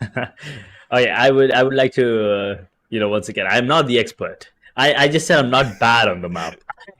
This is one map. I'll call that expert enough. Come on. I mean, yeah, fair enough. I mean, come on, give me a car 98, give me an AWM, and maybe, I can perform a little. I mean, I'm pretty sure I can't take down any of the players in the server right now, but I'm pretty sure I can take down some, tier 3 bots, if they actually show up on the server, But anyway, moving on, we could actually just be witnessing another, stage 5, stage 6 circle coming into this one, because once again, the map is huge, right? You will probably see teams trying to not take the fights, but here's the twist. This is going to be a different group now coming in. It's not going to be red and green once again fighting. This is going to be group yellow coming in. So you have a bit of new teams now joining into the server. So you have a bit more, a bit more complicated situations for the side of green or red. I'm sorry. I believe it is group green that is going to be going in this one as well. So group green, they kind of understand. They already have set, their foot in the game. They are ready. They're warmed up as well. Group yellow, they're going to be coming in fresh. So you don't really know what to expect from them. You could expect, really aggressive push coming in, or you could expect a really, really slow match. So either way, I believe this is going to be one of those matches where it's going to be a sniper 7 for sure. At the same time, you will be seeing a lot of utilities being thrown in once again. I believe we've not seen those many utilities when compared to the side of Rondo. We have not seen that many util. Miramar, I am expecting to see a lot more grenades being thrown, a lot more grenades just being thrown as well, and a lot more smoke and grenade action for sure. So this is also one of those maps where you see a lot of players going and consuming those bandages, just sitting far away in the circle and then coming back at the end, trying to take down a player or two. So Miramar, anything goes, and everything goes out the window at the same time. Pretty much. It's exactly as you said. Anything really goes. We can really see anything happening. But hey, as we said, what's the most expected outcome of this map? I mean, early on, we're just going to be seeing all of these teams just take it really slow because, hey, huge map, and all of them are just going to be dropping so far away from each other. They are going to have to take their sweet time to gather their stuff and actually get into an engagement later on. So we are going to be seeing, it's just, calm before the storm, especially a storm in Miramar. Hey, we're going to be seeing how these teams actually end up fighting each other. But for now, it's going to be really chill, and it's going to be really, all these teams are just going to be walking around. So yeah, let's just really see what kind of pace these teams actually do take up against each other. Ooh, we are jumping in for now, and I believe there are going to be a couple of teams, new teams jumping in. So might as well just give an introduction to the other teams as well. We have Talon Esports, Alter Ego Eris, RIQ Ryu, there's FaZe Clan, Sem9, Nepex Esports, Team Flash, Vampire Esports, Project NST1, Team Secret, 52 Esports, or 52 if you may, Blues Officials, GL Oxy, ASI 8 Esports, 141 Esports, Hora Esports, Exosphere, is it? Yeah, Exosphere Esports, and a Mint. So new teams coming in, and I'm expecting a lot of different plays, but the flight path's pretty default again. Starting down south, ending towards that La Cabrera. Not a lot of not a unique one, but yeah, something we've seen multiple times. I mean, come on, it is only much you can do with the flight path there. Anyway, moving on. Looks like everyone are gonna be just chilling at the moment, and this is one of those, you know, maps where you would try to avoid drop contention as much as possible, especially. Ooh, maybe not so much, because it looks like Vikings, they want to take a fight pretty early. And towards Hacienda is where they usually go. Impala is another favorite, position, I believe, area for the players. But Los Leones has to be. Los Leones is basically like Pochinki of Miramar. That is something everyone needs to, keep in head. And well, it's always good to have a little bit of workout, especially when you're jumping in and running. Just get a bicycle and just. He's driving it pretty quick. I mean, I get it. It's but damn, that is some pretty fast riding there coming in. Hacienda, he's just gonna be making sure. Is it? Oh, there is a couple of eliminations already, I believe. Players on the side of 141 Esports getting taken down, unfortunately. We're down to 66 players right now, and 18 teams still surviving. And, well, the players are wound on Viking. Well, he's in a good spot. AZ Slumber, he's going to be just the entire team actually just chilling right now. And E Arena, they're starting off where they left, exactly where they left. And 141, they're in a lot of trouble. They only have one more player standing here, Holler. Well, engagements to be seen early on in EA. They do seem like they are at a point of contention. Well, to be honest, not really. This is a situation that they can definitely escape from, and they can definitely go out of. But do they really want to do that? Because hey, the odds are definitely in their favor, the positions as well, and they're looking really good about this. Really, only a matter of time how they manage to actually take this Ernov here. Not really making any moves so far, just trying to gain information on where the enemies are, where the entire squad of EA is. Definitely hears the footsteps now. Information's out. EA. There you go. Thrown out is gonna be. Oh, well, never mind. I thought he should be able to take down at least one, and then later on having to fight with EA. But yeah. EA actually managing to wipe out 141 early on. Really unexpected, to be honest. I was expecting him to, maybe get one at least, but unfortunately, that's not going to be the case. Also, slight correction: it is actually group red and yellow, not green and yellow. So, just to once again just give an idea of the teams. It's actually Viking, Xavier, Glue, Arena, Wine Esports, AZ Slumber, TTK Esports, Tribe Embassy, Todak, and just the teams that I've already named before. So these new teams, they could bring a lot more, and you can see Glue, they were in a good spot last time around 52. They're putting the screws to them. They take down 2 immediately. One of them already confirmed as well as Box. He's in a bit of a mix here. Can he survive is the question. And these Impala compounds are very, very scary to play against, because you could utilize these in a lot of different ways. Now right now, Glue, I don't think Box could be revived anytime soon, but Stickley, he manages to get one down on his feet. Can he confirm that finish is the question. I'm not really sure, as a play zone will be restricted in a minute. Glue in a bit of a mix here.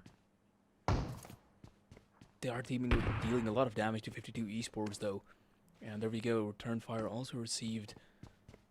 Interestingly, Glue, as you said, 2-player knocked out and only one to, take them out of this pinch. Can he do it? I think it's going to be really hard, but it's kind of doable. There is, as you said, there's just a lot of things that you can do in these apartments. You can do a lot of things in these houses, so there's definitely something that he can manage, because hey, 52 Esports, they are low on HP and also down in number in 1, so only really depends on how they manage to take this out. But well, time's running out. I don't think he has a lot, and he's just really relying on his teammates on bleeding out and maybe getting a pick later on, and so, because yeah, odds against his favor, and he's not trying to take his chances here. There's nothing he can do, unfortunately. There, I mean, he just has to watch someone die. And I think that is the the hardest part in life. It's not dying; it's to having to watch someone else die, and just watching your teammates go down there. There'll be absolutely nothing that you can do and that they can do. I'm pretty sure he's going to be carrying that burden, and now all he's trying to do is survive, probably. But here's the thing: 52, they're searching for him. They want to make sure that the entire squad is eliminated, and he's not even making any sort of noise here. But Manzi, he's searching every building, every nook and corner, and he's gonna spot him out, and he will get taken down immediately with the UMP as well. Now the backup is arriving. Will he be confirmed is a question. They're trying his best. They're trying their best to actually revive him. They're going to be coming in as well. He will be taking a bit of damage. The rival will be coming in with the shotgun. Yes, he gets one. And he will get it. The timing was impeccable coming in from Barry Khan, and he will make sure that this squad survived. He could have actually 1v3'd the entirety there. Gloom, they had hope. I'm pretty sure they had hope for 1 second. They did have some hope indeed. And now, well, that just leaves 52 Esports surviving. They take a lot of damage from Glue, but hey, obviously, if you do take a fight, that is bound to happen. On the other side, we are seeing some contentions happening. DX, the Xavier, with 2 eliminations and, well, soaring 27 points still. Doing really well out there, but on the other side, far away, somewhere on the map, we can see that E-Arena has started to take damage. One of their players was just knocked out. I mean, nothing to worry about, right? They will get back. It's true. That is true. It is the arena after all, but well, even they might just be in a pinch because you never know what these teams can show us, what these teams can bring us up with, and well, there you go. As you said it, of course, a lot of utilities being expended, smoke grenades are out, and well, nades are being cooked too and thrown as well.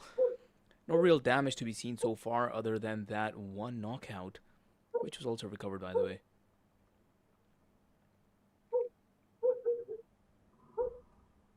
Vikings, can they capitalize? Can they actually survive this is the question. Another Molotov now being thrown in.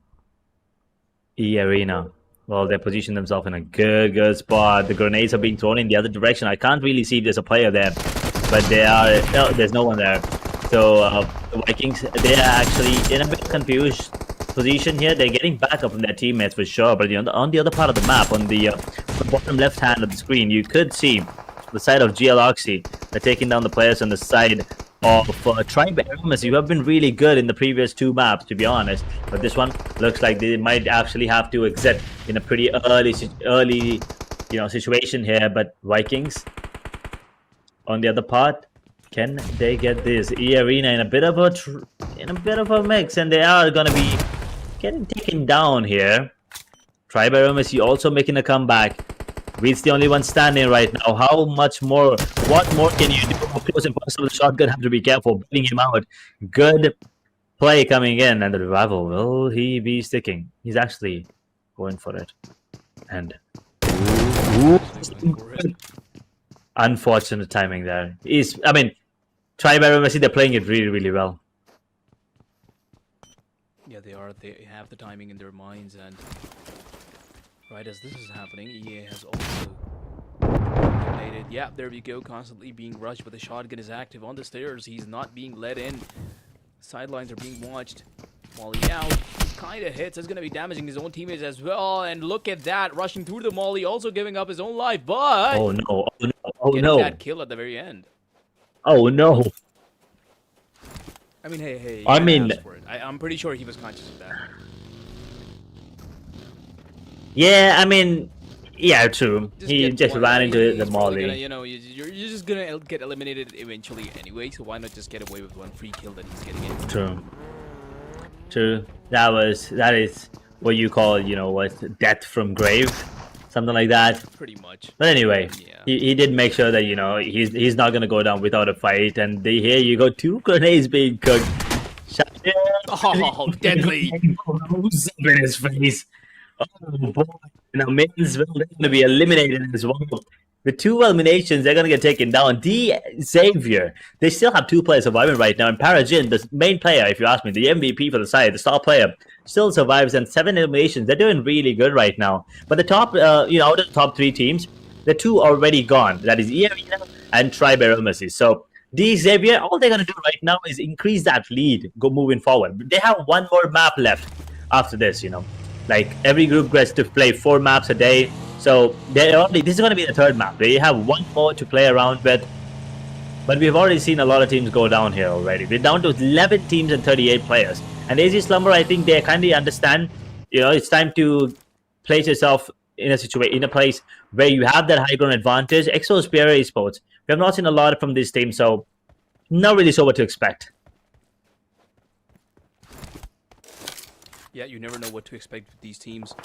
And well, we are going to see how the entire picture for this map unfolds. I mean, of course, as we said at the beginning, big map, and all these teams are just really far away from each other, and the ones that were near each other have already obliterated each other.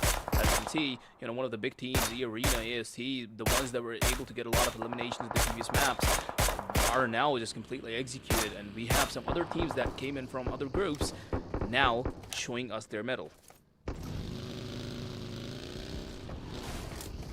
Wine. Looks like they want to take this fight, but Vikings are ready for this one as well. The shotgun upcoming really, really good, but they have to be careful. Vikings in a bit of a mix.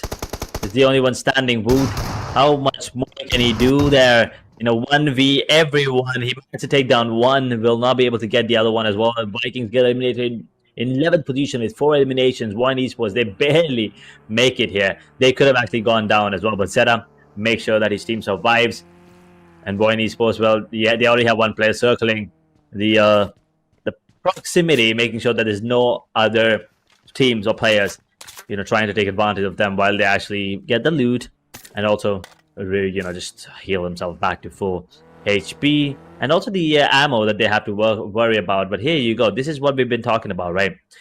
They were in a situation where they could have actually gone down. But then Kaza, he was good. That shot was very, very important. I mean, he would have missed it. He was going to get taken down there, because I believe there was an S12K in the hands. But the S1897 did come out on top. Well, not the gun, it's the user. And now, that is also true. I am still looking at, these Xavier's position currently, because they were able to get 7 eliminations so far, but they are now only 2 in numbers. I mean, hey, all of the players in these Xavier are equally deadly, and we can see an equally good performance from all of these coming out. But hey, obviously missing the numbers has its own disadvantage. You just cannot be at an advantage when you're just simply not with your entire squad. So 2 people alive, how much more can they get? How much longer can they continue their dominance that they have created so far on the 2 maps that they've played? So I'm gonna be looking forward to that. Kind of what I'm noticing so far, that 3 of the Pakistani teams in this map have already been executed, leaving only ASI 8 left, with only 2 members alive as well. So that's a really interesting, because obviously, I am keeping an eye on these guys, because a huge amount of fan base just of PUBG Mobile just comes from these guys. So yeah, it's really interesting for me to see. That is for sure. That is true. A lot of fans, I'm pretty sure, for a lot of teams here as well. And you said they've been, I believe, in the community for a bit, which is why I'm pretty sure they're good as well. But in the meanwhile, AZ Slumber, they actually are putting the screws to one of the teams here. Todak. What is this doing? This in the open. He's gonna get taken down. There's no way this. Come on. That is just bollocks. I don't know what he's doing there. I mean, no eliminations as well. Todak, they get eliminated in 10th position, which is just unfortunate. And now smokes are going to be deployed. I mean, Asmi is being really smart about this. He's not going to be just going for the revival. He's going to be making sure that he's safe, from any sort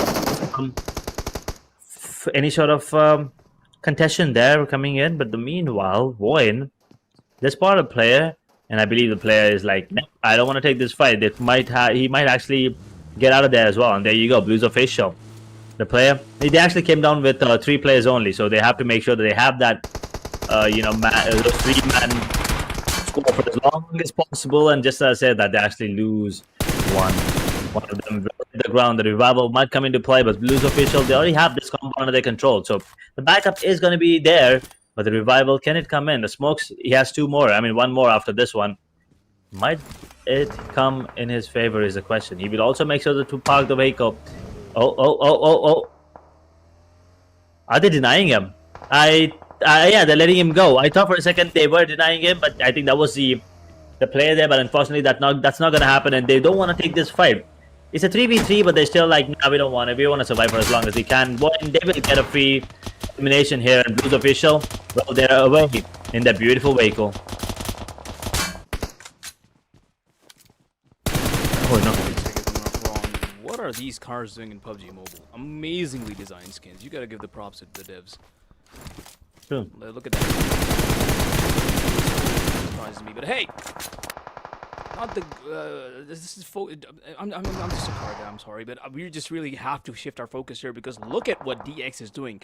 They just got 2 more eliminations for themselves in a blitz kill. Not really caring about how many of them are alive. They're just constantly getting the picks for themselves, and now 9 more eliminations is absolutely insane. And with that being said, we are moving forward to the further stages of this map. So the circle is getting closer and closer, and all these teams are getting closer to each other, and that just means a lot more heat-packed map. So we are gonna see where this goes.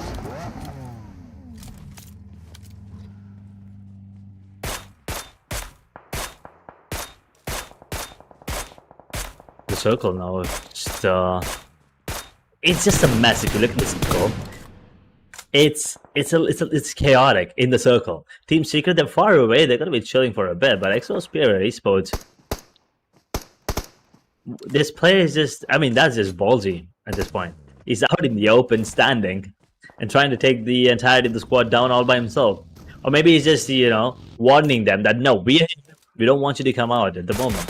One Esports, they will spot the player as well. It's those Spirit, they will deal a bit of damage. And this gun, is it good enough for that? The Mini 14 will be hitting himself. Zeta, in the meanwhile, they still have 4 players surviving here, Holler. Definitely is the case. Mini 14 being a DMR is good enough. As long as he's able to land those shots, connect those bullets, he is going to be able to deal a lot of damage. So far, it only really spamming, not really having information on the enemies, but hey, good enough. Time for a rotation. Get back to his team.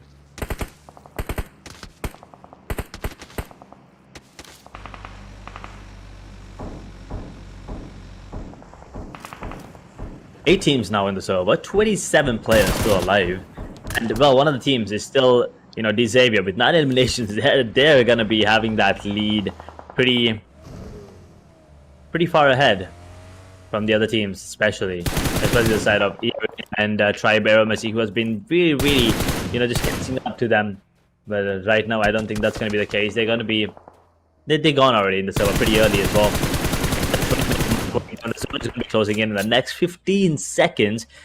As Wind, they are going to be going down to the likes of 52. At least they have to go take that fight. TTK Esports, they have to be cautious.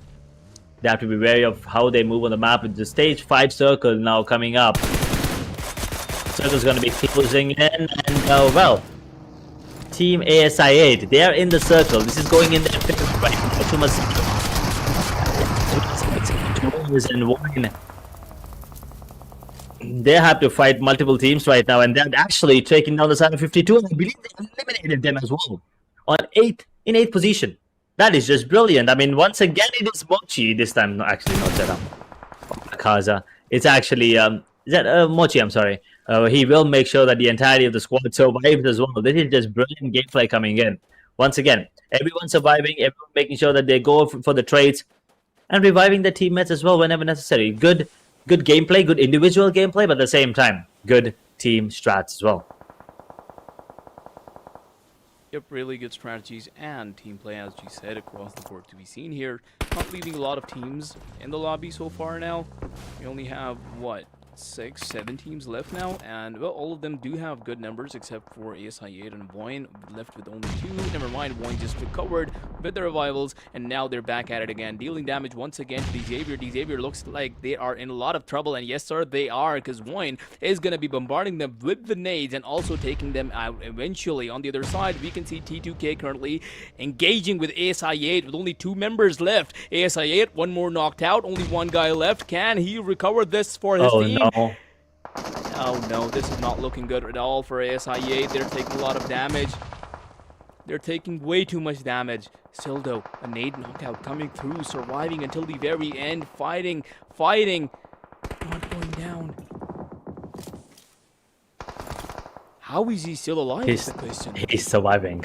He's somehow just magically surviving right now. That's just miraculous. If you can get just one more, he actually does manage to get 1 point before he gets taken down, so he will take it. The only elimination for the entirety of the squad, and he gets it before, just ending up dying there in the battlefield. But in the meanwhile, TDK Esports, they have to face the likes of Team Secret again. Team Secret, can they capitalize? Actually, the zone now punishing the players of Voin Esports there. That is something you have to be wary about as well. No, not like this. Not like this. Voin, they're losing everyone, unfortunately, thanks to the play zone coming in. Akaza survived. Mochi just barely surviving, but AZ Slumber, they are in the picture as well. They're trying to take down these players, and Grenade could be dead. Akaza in his face, but will not be able to, go for that knock at the moment. Asmi, he's still there. Will he go for this play? Yep, he is actually going for that fight. Mochi, the only one standing right now with the S12K in his hand, close and personal. There's nothing he can do. AZ, they will eliminate the side of Voin Esports with 9 eliminations. That is really, really good, in 5th position as well. So they will take it. But right now, it's Spear. They are going to be the ones taking that fight to the side of AZ. And I believe there's only 1 more standing, actually 2. The grenades are going to be landing a little far away for them. And that is just 3 teams they're fighting around each other towards that hill right now. Not bad at all. Not a lot of teams left now. They are all up close and personal to each other. Fights are being taken. AZ taking a lot of damage. T2K on the other side. Numbers looking not too good as well. But, well, that is not an excuse to be stopped, because AZ is just going to be eliminated. And now that leaves TS, Team Secret, and XAP and T2K. These 3 teams are now struggling for the final battle. XAP, a lot of damage dealt, but they can recover with the meds if given enough time. But would they be given enough time is the real question. T2K currently taking fire, a lot of fire in fact. On the other side, we can also see damage being dealt to XSP, sorry. It's being cooked, it's being thrown. Ooh. Oh boy. A lot of it. This is basically the edge. This is basically like a trifecta between these three teams where they're just fighting each other at the same time. They're trying to cater all of them at the same time. And look at that.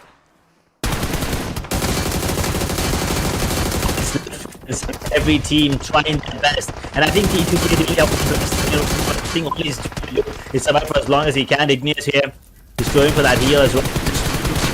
It's 1 more fight, because he'll get 1 extra point and maybe steal a finish or 2 in the meanwhile. It's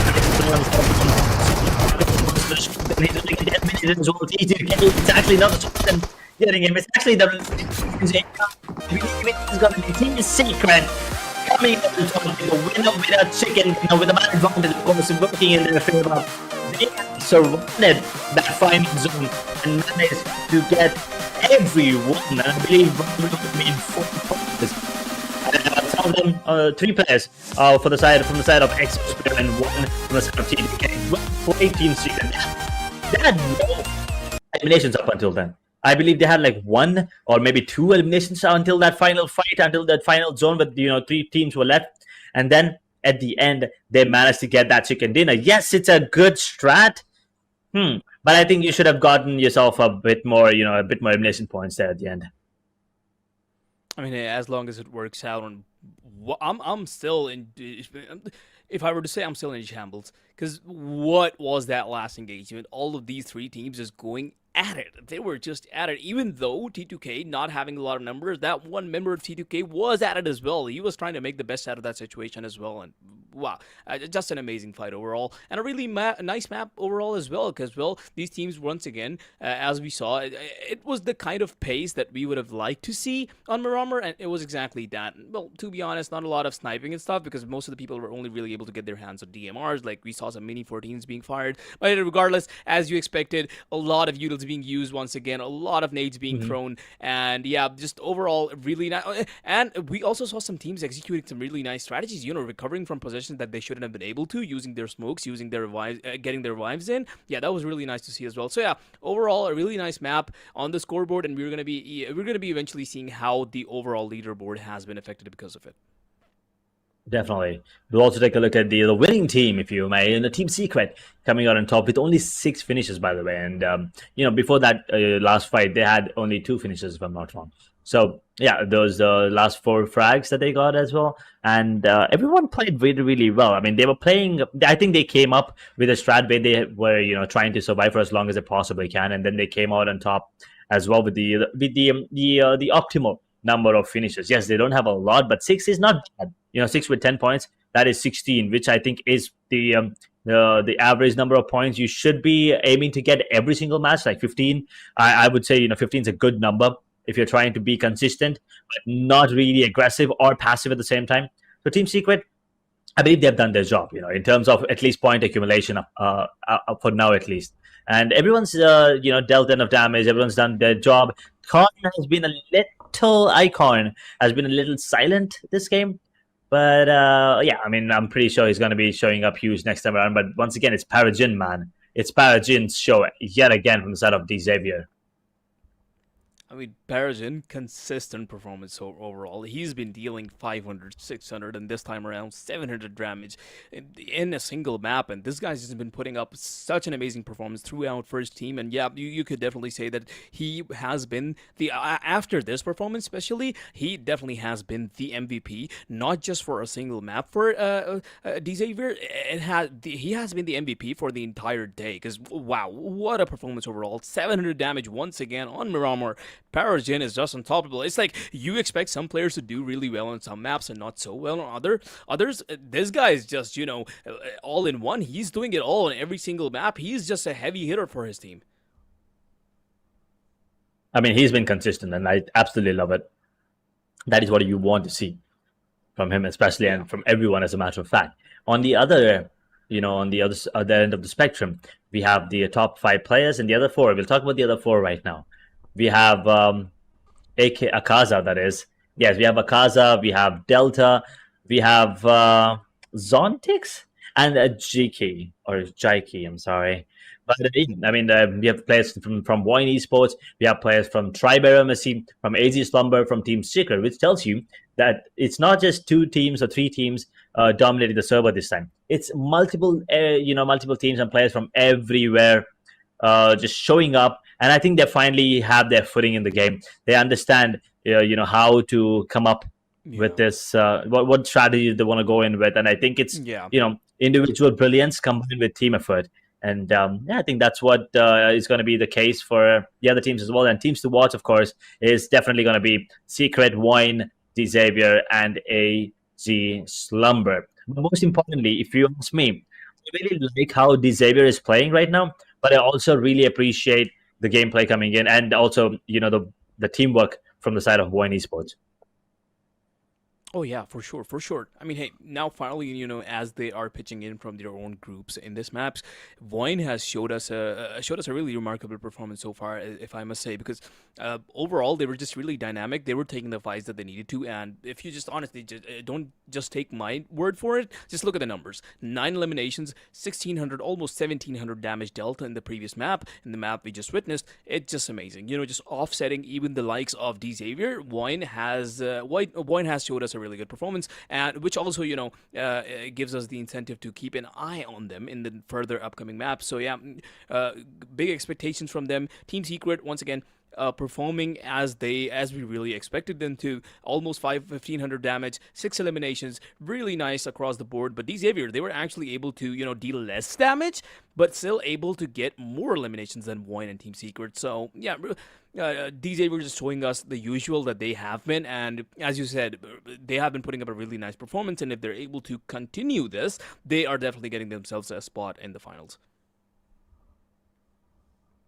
Definitely. I mean, once again, you need to make sure that you're consistent throughout the playoffs as well, so you can actually go ahead and make your way to the grand finals there. And we've seen a lot of teams, big names, once again, not stepping up yet, but the day's not over yet, right? We're still just getting in, and we have not seen any vehicle eliminations up until now. That's 3 maps already, and unfortunately, 0 vehicle eliminations up until now. But let's see how things go moving on forward. We're done with half of the matches of the day already. We will once again start the cycle, and by that I mean we'll be going back to Rondo right now. Are you expecting another quick match? Like, do you think it's going to be another one of those really aggressive play style coming in from the players? Because right now it's a different group.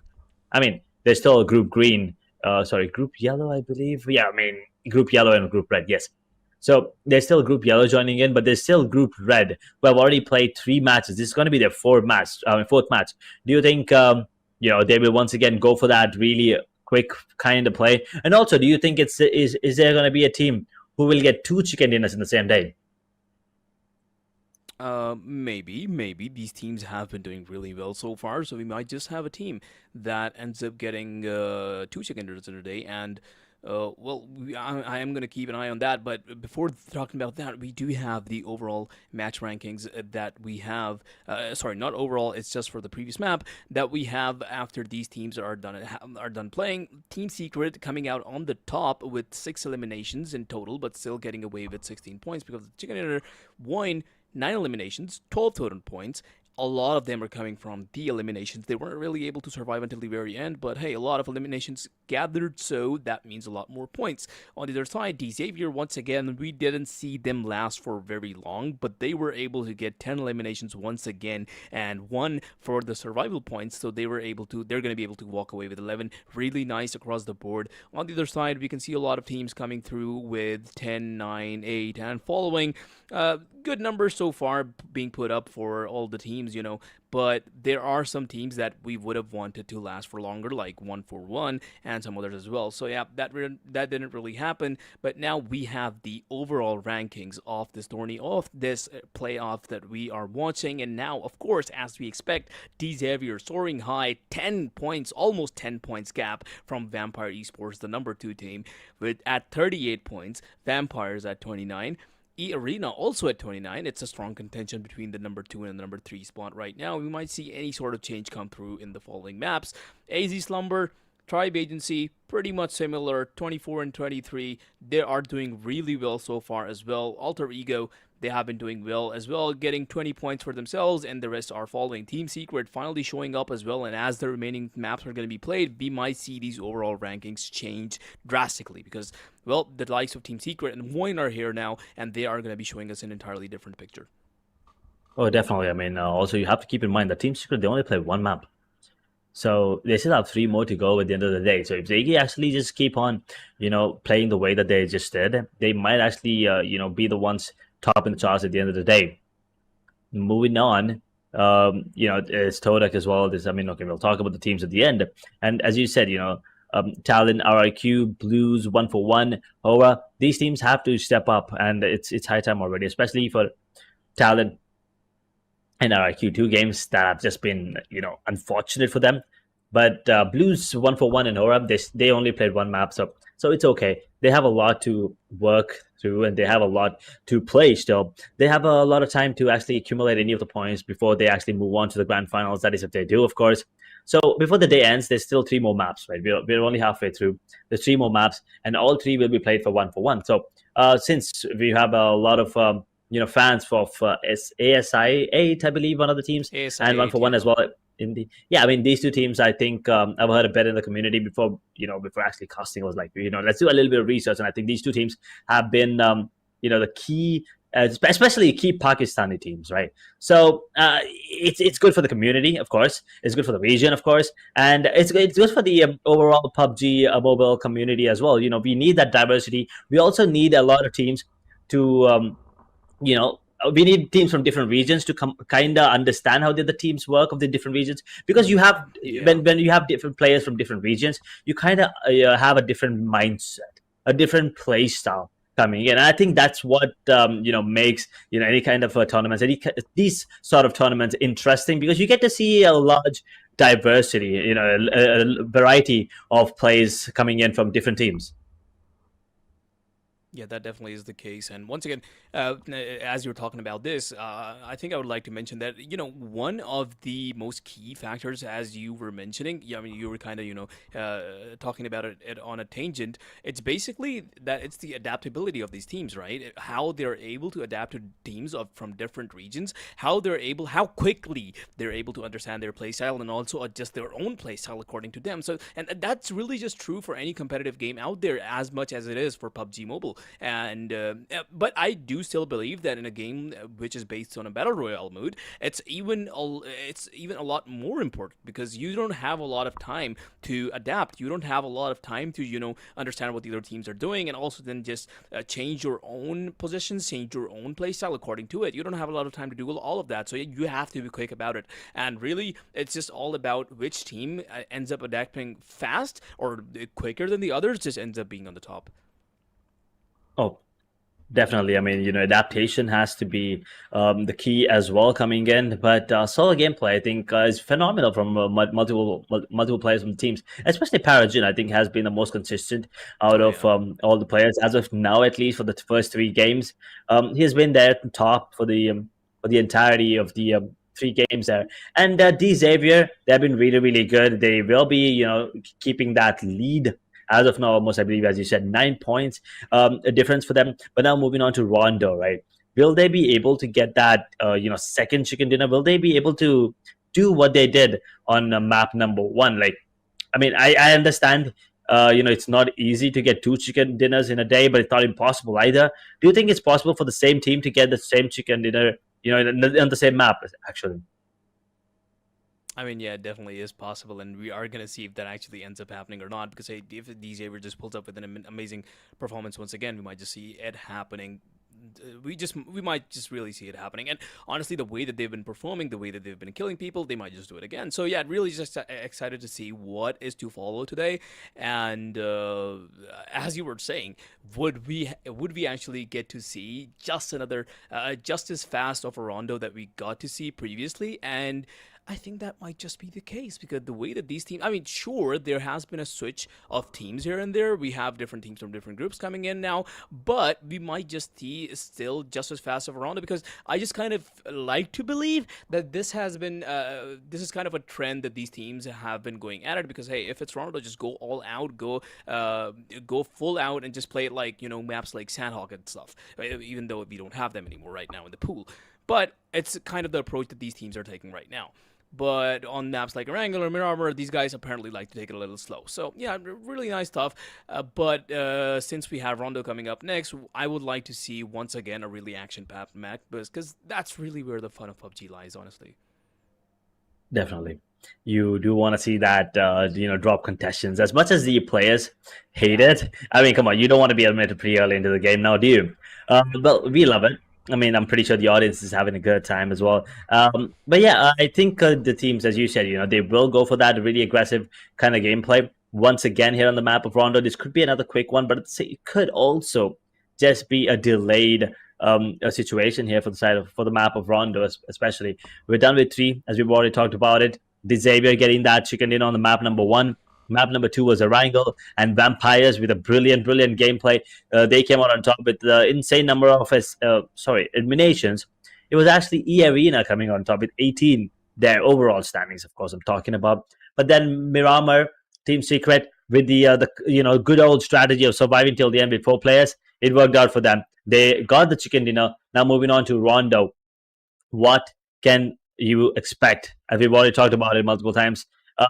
D Xavier, I kind of am expecting a double, chicken dinner for them, especially on this map. But the way that they played, it did not look like it was a one-time thing. They are still consistent. They're consistently playing really, really good, and we still have Erangel and Miramar to go. But this is the final map for Group Red, so that is what I'm more focused on. This is the final match for them, for these teams to actually come out on top. And by Group Red, I believe I'm talking about Viking, Decisive, Glue, E-Arena, Wine Esports, AZ Slumber, T2K Esports, Tribe Messi, and Todak. So these teams, this is going to be the last match for today. They want to make sure that they get as many points as they can. And that is the reason why I think this match will take a little longer than the number one. And with that being said, we are now dropping onto Rondo once again with all of these teams readied up and lock and loaded and ready to go. Well, hey, to start off with, obviously we're going to be starting off slightly slow, but the kind of teams that we have on our hands today, I would believe that the action is going to be ramping up really quickly. We're already seeing some, talking about the play line, it does go from the east to the west side of the map, slightly going southern, but yeah. Now, we probably won't be seeing a lot of drops near Jadena City, but the rest of the map is going to get populated really nicely and really evenly, which is nice to see. This is, as you said, a different flight path, and I kind of like it as well. Is there any team going Jadena? I think so, maybe. I see a player from Todak. Oh, yeah. Making their way. They're opting for Jadena City. Probably are going to get the better loot there, but that is going to be true eventually for all the teams that we have on our hands here. For now, though, I am trying to keep my eyes on where Xavier is trying to go. And it seems like they're going to be picking the southern side of the map instead this time around. Not really surrounded by anyone nearby for now, at least. And surprisingly, we are already seeing an elimination come through. And if I'm not wrong, that logo was pretty small, but I believe that was on 141 Esports. Ooh. And T2K, they're already, fighting Team Secret here. They have to be really cautious. There's another team in the vicinity as well. It is the side of Tribe. Messi and Blues is also there. So that's 4 squads now in this area. And that is not a good thing, especially drop contention, which we were talking about. We try to avoid it as much as we can as a player. And, well, looks at the Tommy guns and Mac 10s are speaking, especially with the UMP coming in the picture as well. The grenade is being thrown. They'll be knocking the player, but TS, they will make sure that they get their player back on the feet. And there you go. I believe that is going to be the first elimination here, is it? Or is there a player surviving somewhere? Because I don't see it. I don't see the side of T2K surviving anymore. The side of Tribe Messi, though, they are in the mix. Will they go for this fight is a question.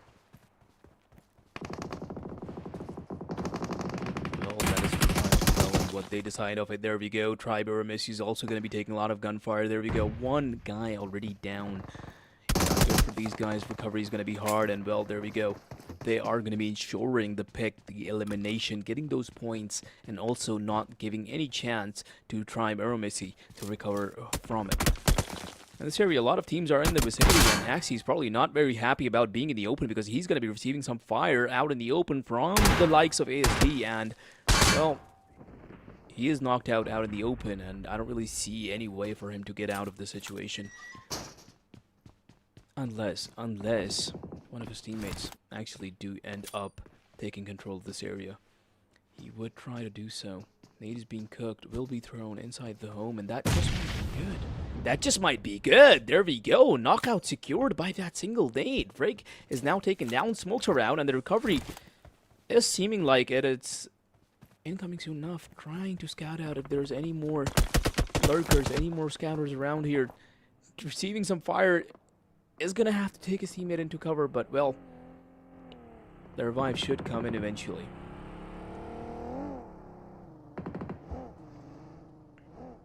TS, they're going to be happy with the way that they're playing right now, especially. 6 eliminations already in the map. And they already have 16 points before this, so, a different approach from what they were going with in the previous map, surviving till the end. This time, I think they kind of understand that the drop contention was inevitable, and they were going to take this one. Good shot coming in. Delta immediately confirms it. He's not letting them go whatsoever. They already lost 2 players, but they can't afford to, go for any more safe plays when necessary. Blues, they have one player down as well on their knees. They only have one more surviving in Delta. Looking forward, looking to see if he can get any more players here with the Groza. I have to say, Groza has to be my favorite weapon. I mean, I know a lot of players prefer M4, but I think Groza is just too good. I think it's just beautiful. It is. The spray on the grills is really good. It's just really stable. You just feel like you're firing a proper rifle. But hey, all of those, especially the players better than me, can have their opinion on that. I'm not saying anything. You know, rock solid. Use whatever you would like, but I would kind of want to see the amount of people alive right now, because I was seeing a lot of numbers already down, especially in the high rank teams right now. There we go.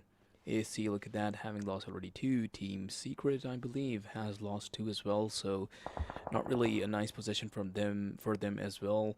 And surprisingly, ASI 8, they have lost a lot of members, and they're still 1 knocked out, so I don't really know if they're going to be able to recover that from that position or not.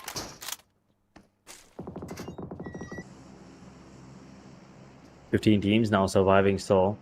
Blues is gone, Hora is gone, 2 Nepali teams gone away. CTK gone as well pretty early into the game. Not having a good time right now, and the Xavier, well, we have not seen a lot coming in from them, and especially in this map. We're still waiting for them to, you know, pop off as they usually do. AZ, ASI 8, and Glue, I think. This could be a fight in Glue. They want to take down the person side of AZ's number. And AZ's number, well, they are retaliating strictly. They will take him down. AZ, they're losing players, but guess what? Guess who's taking the advantage of the situation? It's ASI 8. Baby takes 1 down and runs away. He's like, yeah, I'm going to see one. And then, boom, I'm off. Yeah, it's doing good for 1 there, taking 1 out and just running away. Cryberry Messi, Delta, seems to be in a bit of trouble, surrounded by Team Secret right now. But he should be getting a little bit of backup from his teammates soon enough, I believe. Team Secret, though, aren't they going to let that happen? He does hear that the information is out. Has a shotgun to work around with, but it is definitely going to be hard. Team Secret being a bit reluctant to actually swat into the house, but it is eventually going to happen. They know that the stairs are being held right now, but how do they go about this exactly? Delta up there, locked in. Well, there you go, 3 players out. Delta can definitely get away with a lot of kills here if Team Secret doesn't play this right. Crossbows. Delta damage, there we go, going out for the fight. Shotguns out, but knocked out eventually. Not a lot of kills secured. Team Secret played it out perfectly, baited him out perfectly.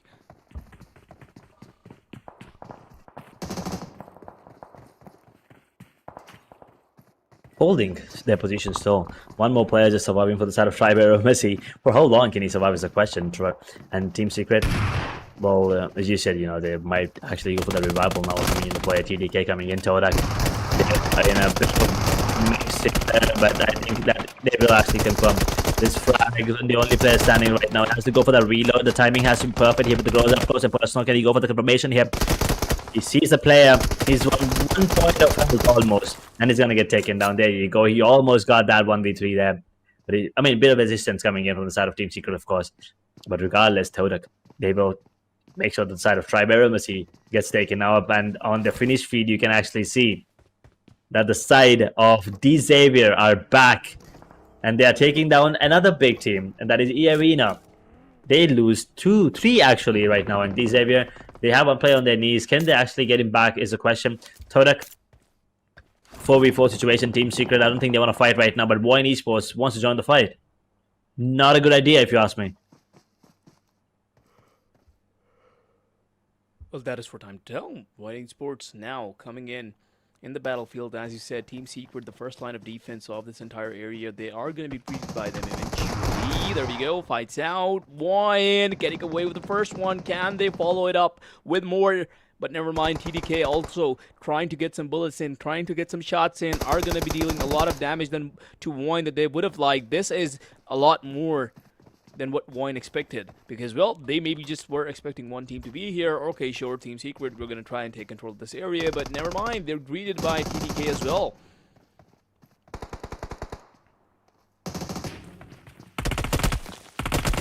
Team Secret, the blue zone also now playing its part. Everyone has to be careful here. The revival will be coming in anytime soon. Everyone's on their knees, everyone's crawling, everyone's just holding on. There is Todak in the building. Team Secret, how long? What more can you do? A zone will not kill them, of course, because you know there's still a lot. It's just stage 1, but that they have to make sure that you know they don't take a lot of damage because the zone might be finishing off in the end. But the shotgun reigning supreme, and come with the ghost of manage to get a couple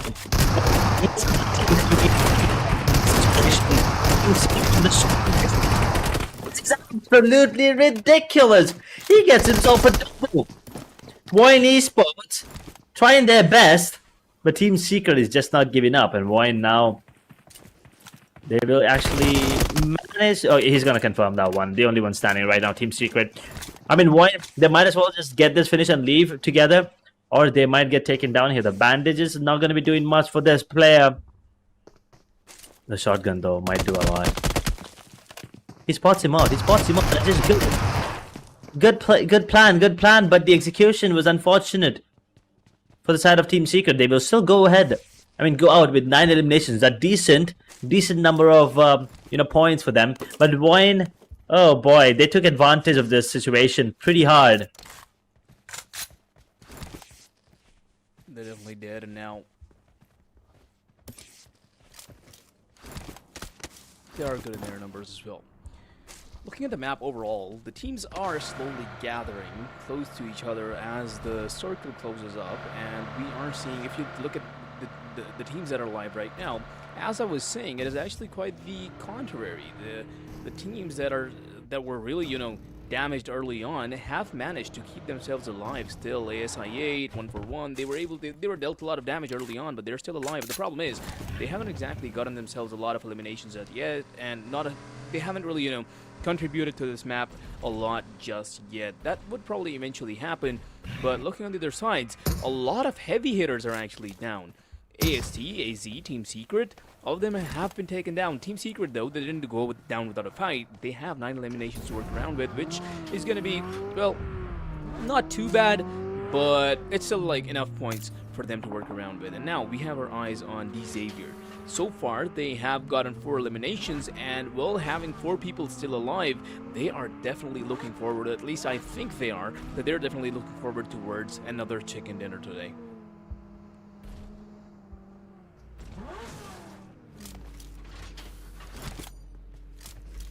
There you go. From the side of Xavier is really good. They are ready for this fight once again. 5 eliminations already in there, in the bag for them, and they are looking to get more. Look at this player from the side of Vikings. He's really far away.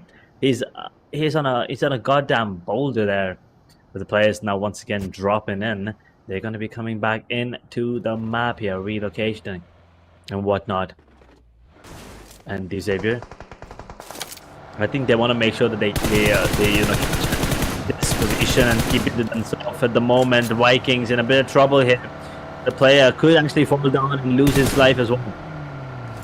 They're split up. They're very split up. This player gets no support, no backup whatsoever, for sure. They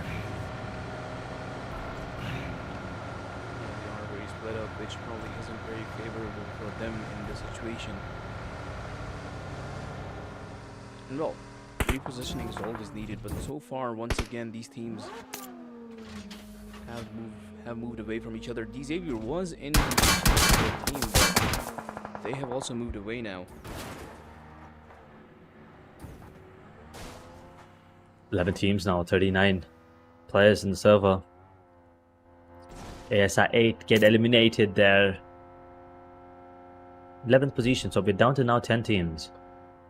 Xavier is still surviving with 6. Arena still there. AST unfortunately have bowed out with 5 eliminations in the previous fight that we were watching. Team Secret as well.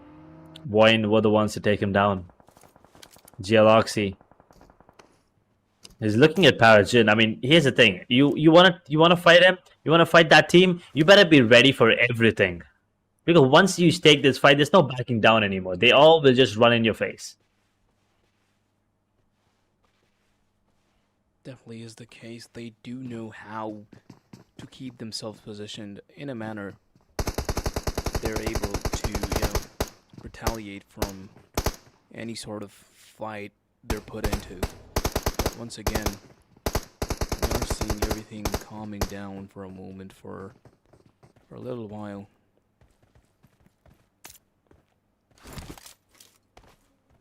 Zone closing in 4 seconds. That's stage 3 done. We're heading down to stage 4.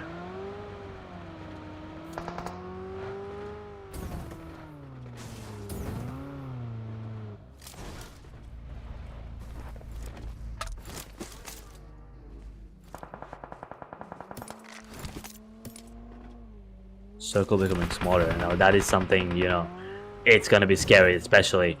This is at least taking a little longer than the previous matchup, you would say, of course. Definitely. Yeah. A lot of utilities as well being thrown right now. I mean, there's a lot of gun action. Just everyone's shooting left, right, and center, and it looks like Amin's in a bit of trouble here. EA. Ooh, maybe actually the other way around. Ooh, no. EA now. They're actually coming on top right now. They get 2, although they did lose 1 more there in the meanwhile. And Amin is now coming in. That grenade will not hit him. He's in a different position here, Preeta. Can he capitalize? The grenades are going the other way around. He's cooking up a couple of grenades. That's the third one now. That's going to be thrown. Wait a second. No, I think someone else took him down. Yeah, his teammate, his other teammate actually got him. Amin will actually.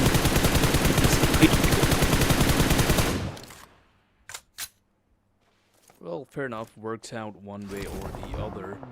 And with that, another one of the heavy hitters have now been taken down. This map has taken an especially different pattern, I would say, because the teams that were really aggressive so far, that were putting up a real good performance overall, are now actually taken down early on, and the ones that weren't are still alive. So I believe that's a good thing, actually. But the problem is, the heaviest hitter out of all is still alive, with all of their numbers still standing. So yeah, these underdogs, I would say, in the playoffs they still have to deal with these heaviers. I mean, you have to deal with them regardless. They are going to be surviving for as long as possible. The stage 5 circle now will be coming into play anytime soon. 1-for-1 on the meanwhile. They will make sure to get 1 more frag here.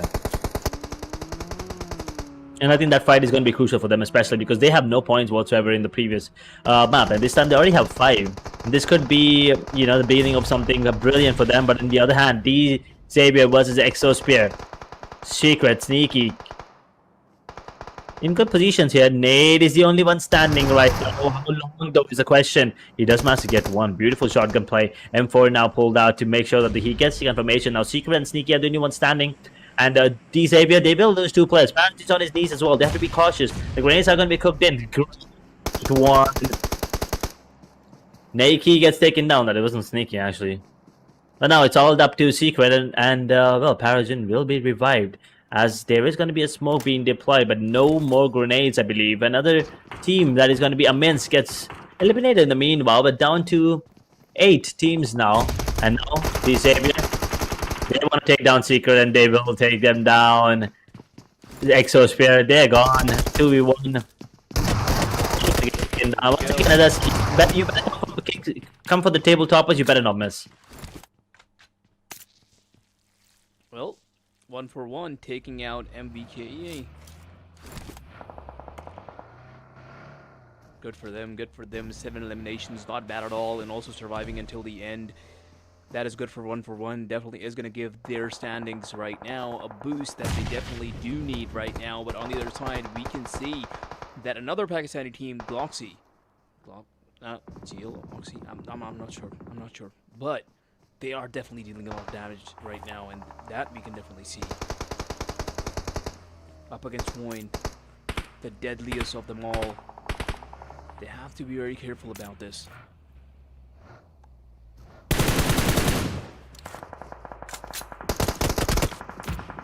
There we go.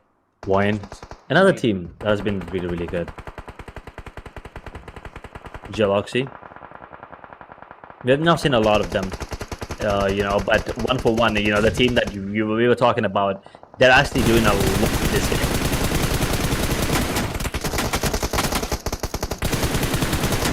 Insane amount of gunfire, but using the tree as the perfect cover. Mochi5 is a lot of damage on the other side of the map. 1-for-1 has also been eliminated that we were just talking about. Mochi5, 4 people right in front of him. Can he do this? Can he take this fight? It has the backup of his teammates, definitely, that's for sure, but the way that these guys are positioning themselves, Mochi5 is in a world of trouble.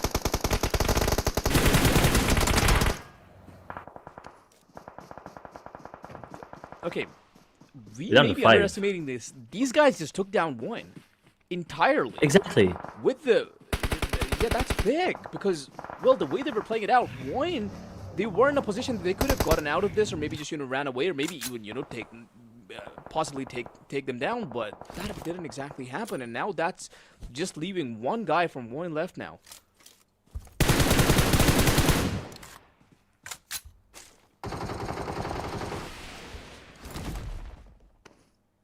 Ooh. Wine. The only one standing right now is going to be Akaza. It's been really good for the team as well. And now 5 teams, 13 players still surviving. Geoloxy, another Pakistani team, really upping up. What more can they do? They got 2 already, and that fight was very important. The blue zone now coming in as well. Stage 6, that's going to be dealing a lot of damage on the other part of the map. It's going to be decisive dealing a better damage, taking down the side of 52 as well. It's going to be Geoloxy with that support coming in, and decisive, they have 13 eliminations once again. The magic been hit. This will be probably the final one because I see a lot of teams and a lot of players are once again taking this place on the side of Geoloxy down. We're down to the last 4 teams here.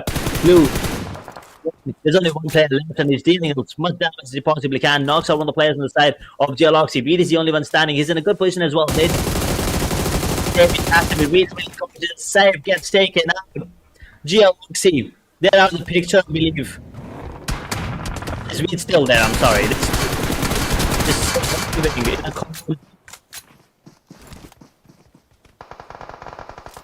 Well, Blue being eliminated, only 3 teams alive now. DX not really high on their numbers, but that is the case for their teams alive as well. DX looking the best right now, and that is just leaving DX and Wine after Geoloxy has been eliminated, and only 2 players alive on both sides. ZX, though, Xavier should be able to get their one teammate back up on his feet, but Wine having only 1 left, he's going to have to pull off a 1v2 situation if he wants to snatch the chicken dinner out of Xavier's hands.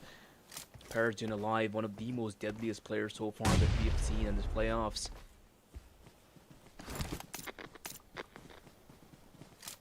One v 2, especially with Peregrine. This is looking really. Maybe I spoke too soon. Right now it's Akaza. What's his name? In a 1v1. And guess what? Both of them exchanging nades right now. This could be really deadly. A nade and Akaza, both of them escaping those grenades. Molotov coming into play as well. And it's going to be playing off of utility. Who's going to be the one dealing it? Extra bit of damage. Let's see Natia with the final blow. Maybe Akaza could possibly be the it's the decent. Guess what? They get that second winner chicken dinner, and that's 2 to that is just brilliant. I mean, these 2 players survived the longest and that game, Akaza, sorry, I believe Legion was revived from his feet. The turning point, the factor, the major factor for the side of Xavier coming out on top. What an amazing performance so far by Xavier, and I believe this was their last map that they're going to be playing today, and what a way to finish it off. It's just, I really don't have words. Amazing. Throughout 4 maps that they played, put out an amazing performance across the board, dealing so much damage, getting so many eliminations, and still actually managing to get a chicken dinner. That is big for Xavier. And yeah, they just put this is just going to be putting them so much high on the leaderboards that the other teams are actually going to struggling a little to get back up there and get trying to catch up with them. So yeah, it's going to be a little bit of trouble. We're going to see how the other teams are going to do, but for now, Xavier soaring high, doing really well, and and yeah, you just really love to see performances like this. Yeah, I mean, they've been. I think they have to be the most consistent, performing team consistently. Yeah. Have to be the number one team right now, and looks like they could be the ones. Could be the ones coming out on top at the end of the day. But here's the thing: they're done with their games for the day. Right, they played for that's two chicken dinners with two other games going phenomenally well in their favor. We'll take a look at the team stats once again for the side. This time, Paladin once again with a lot of damage, highest number of damage, but 6 eliminations. And Nade Ti, this player was insane. 8 eliminations, and I believe, I think Shin or Nade. He was one of the players reviving Paragon. I think it was Nade. Just that decision was very, very important. And DX and DXion, both of these players also did their part. Going down in that one particular fight, it was just unfortunate at the end, but they did manage to come out on top at the end, and that's all that matters, right? Match number 4, 2 rondos going in their favor thanks to Paragon, Nade. And this one, it was a 2v everyone situation, and they managed to come out on top regardless. Well, yeah, definitely is the case. And once again, oh my God, Paragon. 1200 damage being dealt, but this time around, the MVP for Xavier is not Paragon. He is, in fact, Nate Ti. I don't know. I'm really sorry if I'm taking it wrong, but wow. 1198 damage and 8 eliminations to be seen from just a single guy. That is as many eliminations as we've been seeing from like a single team so far, and this one guy is taking it out all alone. So yeah, 8 eliminations, amazing amount of damage done, and obviously if you are seeing numbers like these on the board, you'd easily expect a chicken dinner, right? And yeah, there it is, 2 chicken dinners in their bag for today, and I'm really just I can feel what these players must be feeling right now, like complete victory. Such an amazing performance put out, and they're just probably just really satisfied by themselves, and just are looking forward to the matches that they're going to be playing tomorrow and afterwards. So yeah, just amazingly done so far, and yeah, I really like where these guys are going with this. Ooh, they're going to be having a really good day today. They're going to be getting some good sleep, of course, after this brilliant performance coming in. And Netia, I expected Paragon to be the one on top, but once again, the number of eliminations that Netia has, yes, will be the one coming out on top. And Paragon's right behind him there, in terms of eliminations, in terms of damage, and knockouts as well. On the other hand, we do have 1-for-1 also performing really, really good compared to that last match. So Voltruck's, I think, one of the star players for them. And Team Secret, also you have to give credit where credit's due. He was also brilliant, this player. Almost took down everyone. Almost made, an insane comeback there, 1v everyone. And the side of Vampire as well. Is that Vampire? I don't think so. Yeah, I think. Yeah. Yeah. I think that is probably a different team. I'm so sorry, but PD Zeta, that is probably another player. Zeta, we've been talking about him. I'm sorry, for a while now, and he's been amazing as well. So the entirety of the squad, I believe, that is the side of Xavier, has been amazing, and with 18 eliminations, I think the only other team that got 18 today that's insane. That's nuts. They've been dealing a lot of damage since game 1, both emotionally and physically. Yeah, both. They have been a menace to every single team on the battlefield today, and these guys have been really. It's just the numbers that are speaking for themselves, right? 3,388 damage, such a nice number to be honest, and also such a big number for just the damage in a single map. These guys have been doing amazingly. But yeah, overall, the match summary right now. 84 total eliminations to be seen. 3 people died from unlucky nades. Well, not really unlucky. There were a lot of nades being thrown. And otherwise, we can see the longest elimination from one of the Pakistani team player, 387 meters, I believe. And, well, yeah, that is for the match summary. Pretty normal stuff here, but the only abnormal thing that I saw was once again mentioning how much damage DZ was able to pull out. It's absolutely insane. Well, talking about the match ranking, the total is going to scare a lot of teams at 28 points. Ending the day off on a really good note. Here, the second team is going to be Wine with 80. That's 10-point difference. So, yeah, I kind of want to see on the overall ranking where they're going to be, ending up right now. What is their total? after 4 games. Glue with 11, 141 with 10 points. Team Secret get 9. Geoloxy with 8, 52 with 6. Stripe Aromacy, they have 5. Vikings 4, Amins 4, Exospear 3, E-Arena 2, Todak 2, Hora 2, AZ, T2K, Blues, and ASI 8. All of them have 1. ASI 8, I believe, they played well. Unfortunately, they were unable to get any eliminations, but I think their overall performance was great. But look at this. Holy freaking cow. That's more than double, by the way. That's insane. That is more than double. That is more than double. That is absolutely insane. I was actually not expecting this much of a gap because sure, maybe 10 points, maybe 20 points because they've done so well. Almost more than the double, 66 points with Wine Esports in the second position with only 32. That is an insane gap. How are you going to come back from it? But to be honest, 2 more maps to go. We are still going to see some changes come through, but still, it's a very big gap to come through. It's probably a very uncomfortable gap for the teams on the other half of those rankings. So we're going to see what becomes of that. But hey, Wine Esports, let's just put Decisive out of our visions because they've just gone that far high up, right? Let's just focus on Wine Esports, E-Arena, 32, 31, 29, pretty close to each other. Tribe Aeromacy, Team Secret also following with 28 and 25. AZ Slumber right up there as well with 25, and then we eventually see the points falling down from 2017, and the other half is going to be even lower. We still haven't seen the likes of any teams like FaZe Clan, ASI 8, or 141 in the upper half of the rankings, but that might very well change in the match 5 and match 6. We are going to see if that happens or not, but so far these guys have a really big road to cover before they're even closer to the likes of Decisive right now, because Decisive is just completely soaring high right now. I mean, there's no other team that's going to be anywhere close as of now. But as you said, we still have 2 more maps left after this. So yeah, and at the same time, Decisive, they're done with their matches. So any other team that will be playing right now with the group yellow, group green, they have a really good chance of maybe taking them down, but they would have to have some amazing games for that to happen. 144 Esports, they have a really good chance. M9 also, I believe, Exosphere has also been performing really well, but the teams that I'm looking forward to is going to be Talon, RIQ, and FaZe. So I believe these 3 teams have the potential to maybe come out on top, but only time will tell. And the way that they're playing right now is definitely what I was expecting. Is definitely not what I was expecting. I'm sorry from them.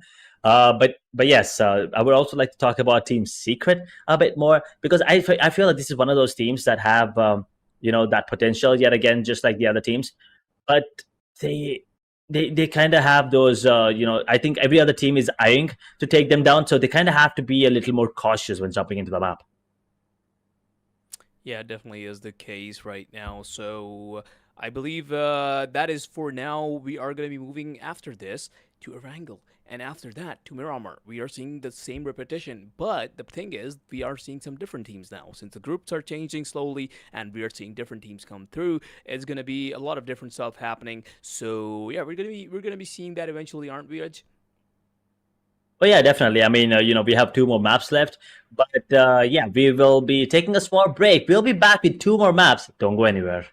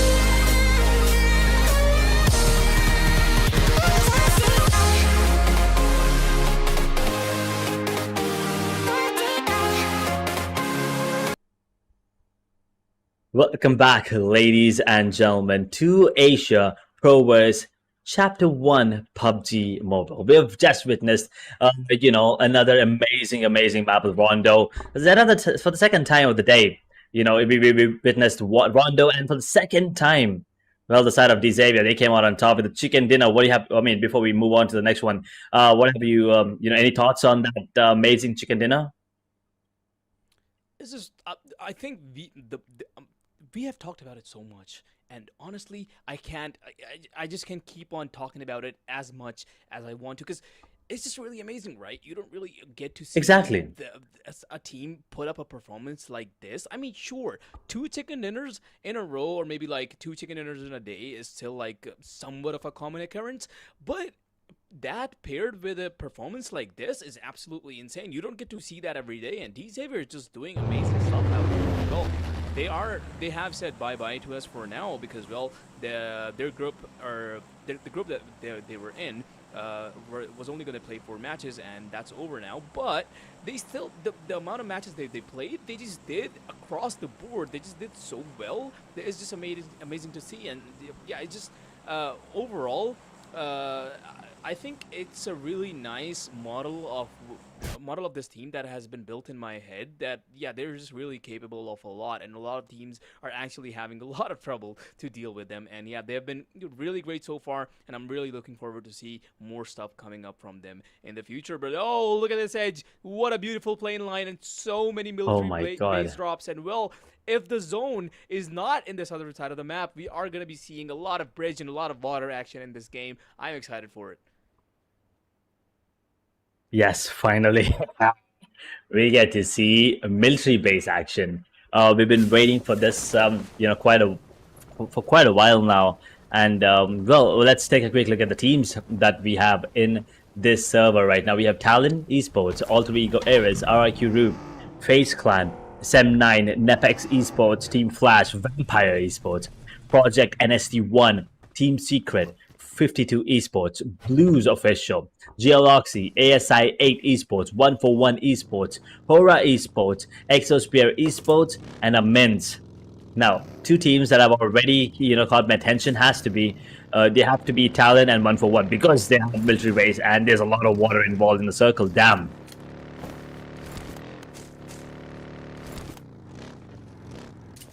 Well, yeah, definitely is the case. And look at that, the zone so far on the eastern side of the map, but the question is, how exactly is it going to shrink? And that is directly going to depend on how these teams are going to be making their rotations, right? For now, we can only really see, all these guys looting each other. Nobody's really in each other's vicinity. We are not really seeing any drop fights come through. All of the teams are alive, 64 players remaining. The map is entirely populated, but nobody's really near each other to be taking a fight for now. But that would probably very soon change. We are seeing these players loot up, but we are also seeing these teams not in very close vicinity of each other, but it's close enough to be uncomfortable enough. But yeah, there we go already. First knockout coming through. Don't really have our eyes on it yet, but it is happening. It is happening there, and it's already been confirmed as well. So yeah, that is one player down early on. That player getting taken down pretty early, that's going to be causing troubles.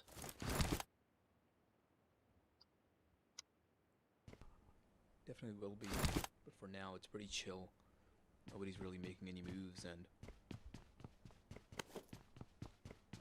It's a wrangle. It's a wrangle. It's a wrangle. We know how it's gonna go. It's gonna be really slow. All these teams taking their time, just sitting in their apartment, sitting in the houses that they find, trying to find better loot here and there, and just playing it out really chill. Exosphere is actually really close to Geoloxy, and there we go. Nades are already being thrown. Some damage has been dealt to Geoloxy, but not enough to actually take someone down or actually knock someone out.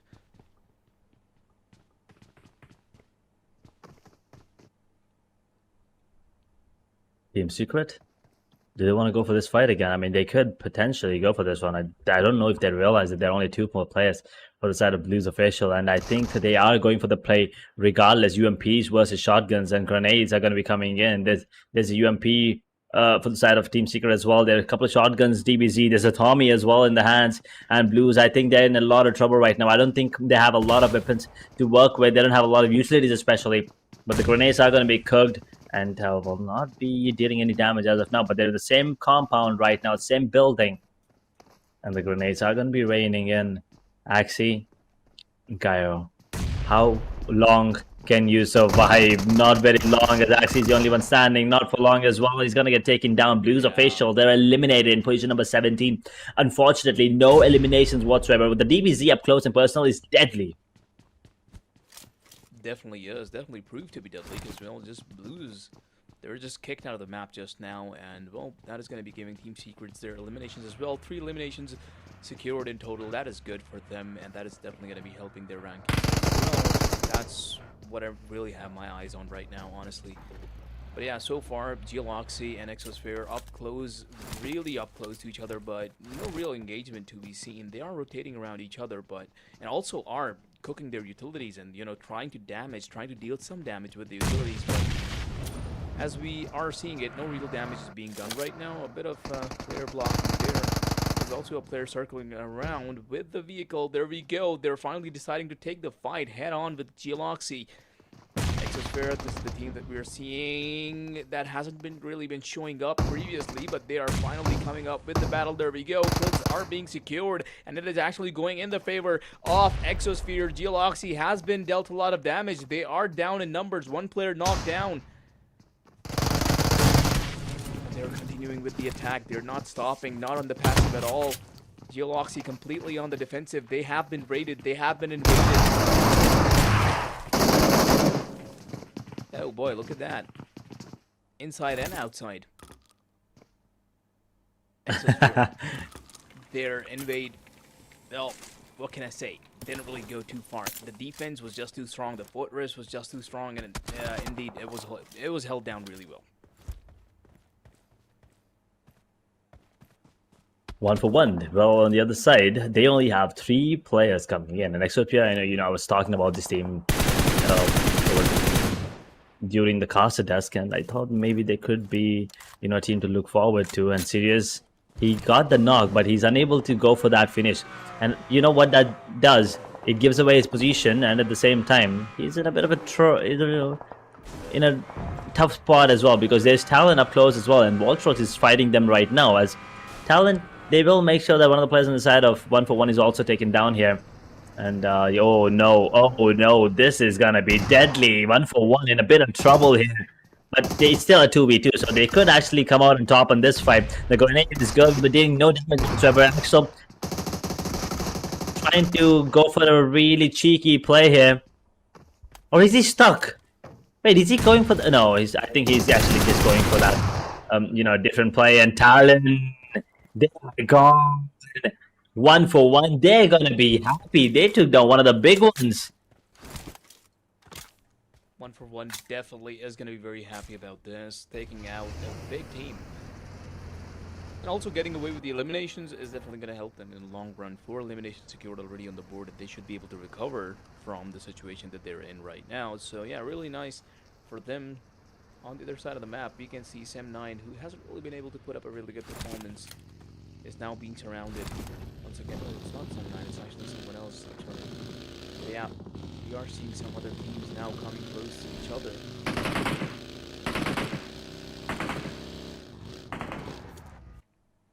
Vex. Oh, those were the gunshots. Yeah, some gunshots there, and Sem9, this is another team that, is not doing really good in the overall standings, so they have to make sure that they come out on top. And just as I say that, well, they come out at the bottom.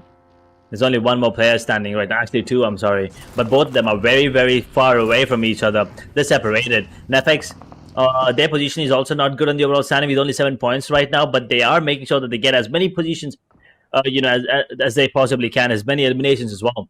They will make sure to get this team overall. I believe there's 1 more player standing. Where is he? He's here. He's just hiding? Yeah. As of now. What else can you really do? when all of your, I mean, your entire team has been taken out. What do you really do in this situation? So yeah, all the hiding is all you can really do. And now he's being surrounded by Nepix's players as the circle around him, and he's going to be fighting for his life pretty much. They probably are aware of another teammate from Sem9 being alive, but you know, not really going out on the hunt. But now we have our eyes on one of the biggest FaZe Clan players. They haven't really been able to accomplish much, but they haven't really been doing as bad either. You know, they have been doing enough, just enough, barely. But yeah, I would really like them to see also climb up the ladder because, well, yeah, it is FaZe Clan after all. And the last player, well, on the side of Sem9, has been found and neutralized as well. He's gonna get taken out, and that means we're down to the last 13 teams, I believe. And everyone in the circle right now have to be careful because there's also the water coming into play, right? But not a lot. I think the next circle we probably will have no water whatsoever. We could have that farm Melta area. The circle could actually just go all the way towards Melta Power, that is, or Mansion. I mean, there's a lot of possibilities here, so you kind of have to figure out, kind of have to predict where the circle is going, and that all comes down to the IGL. And I think the calls are going to be, you know, the key factor of who comes out on top, especially positioning. We've seen how positions could actually matter. Vampire Esports, we've not seen them for 2 games. Well, they're back here and they're circling their prey. 52. Can they take this down? Can they actually take these players down? And looks like they are. That's 2 quick knocks already. And now the last 2 they're trying to take the player down here. They will get one, will not be able to get the other ones. 52, they're surrounded the area. They've taken him down. Vampire. I don't think anyone saw this one coming. Nobody did. That is insane. 52 Esports tagging in the competition, and well, yes. Only getting 1 knock is also going to be able to recover from this position. That is really good from 52. Good stuff. Knocking out Vampire out of the competition. Now the only Vampire just walking out with only 2 eliminations secured. That's not a lot, and well, their survival points are also not going to be a lot. So yeah, not what Vampire expect to happen in this game, but well, you have to be careful on teams like these.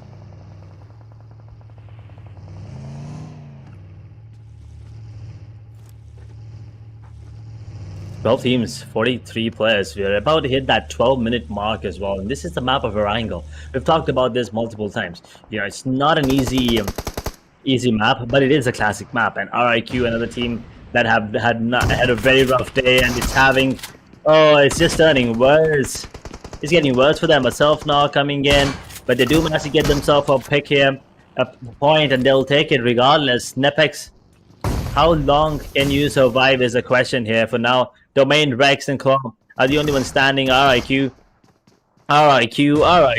That's a good fight, but it's very, very low.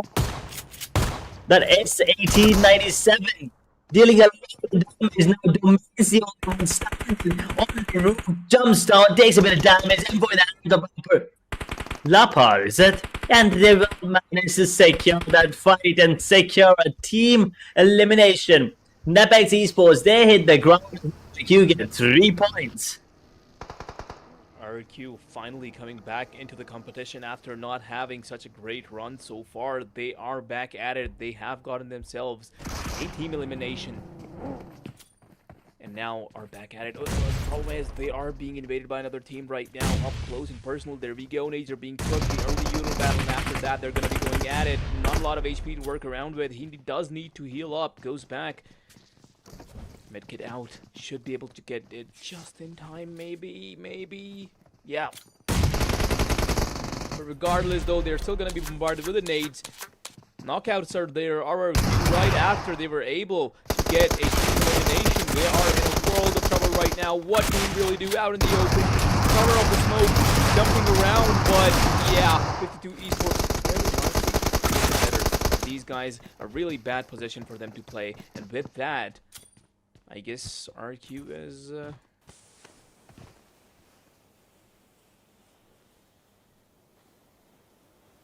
gone again, unfortunately. Yeah. Well, on the other part of the map, Team Flash Sorry, It Team took me a Secret while and to NSC, they're process on a how fight. 52 Esports was also damaged so much, which also meant that RRQ actually did put up a good fight. They were able to knock down 3 of them. And if only one more, they could have actually done another team elimination. But oh well, 52 Esports were able to bounce back really nicely.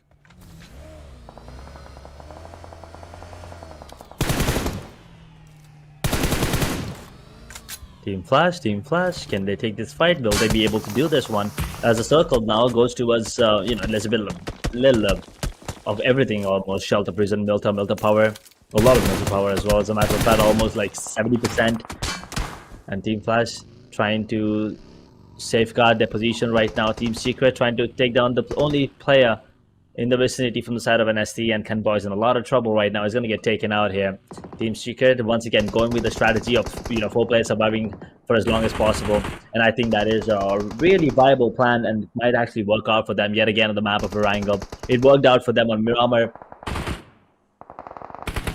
And Team Secret, they will confirm this one. And ASI 8 now taking the fight to NST as well. And NST, I believe they are going to be taken down here completely. Or is there a player surviving? I think there's one more surviving right now. But ASI 8, focusing on the side of Team Secret right now. But Team Secret, they're repositioning. Well, the number of teams has definitely fallen now. It's now down to 9.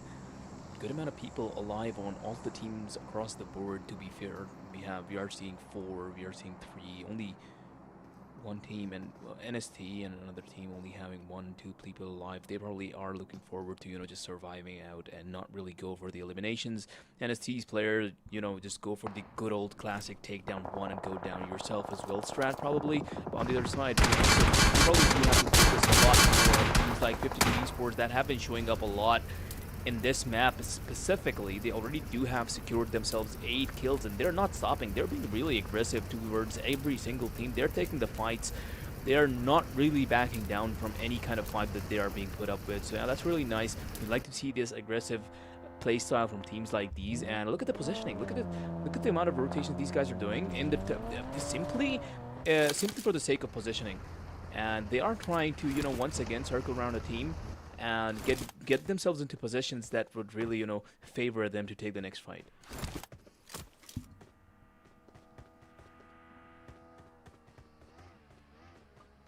One for one, with 3 players surviving still. Not really sure, how they want to go ahead with this one, but the circle is now closing in as well. Alter Egos, they will make sure that they get the side of Team Flash before they move any further here. They will also go for the loot, is it? Or are they not? I think they have everything what they need. They did not expend a lot to take that team down here. With 8 teams now, 25 players. They probably do have everything that they need. But yeah, as you're saying, 8 teams now left. And well, all of them are looking pretty good. Are pretty far away from each other. But there's the timer once again. The zone is going to be closing very, very soon. And we're going to see how these teams go about this next zone, the next stage of the game.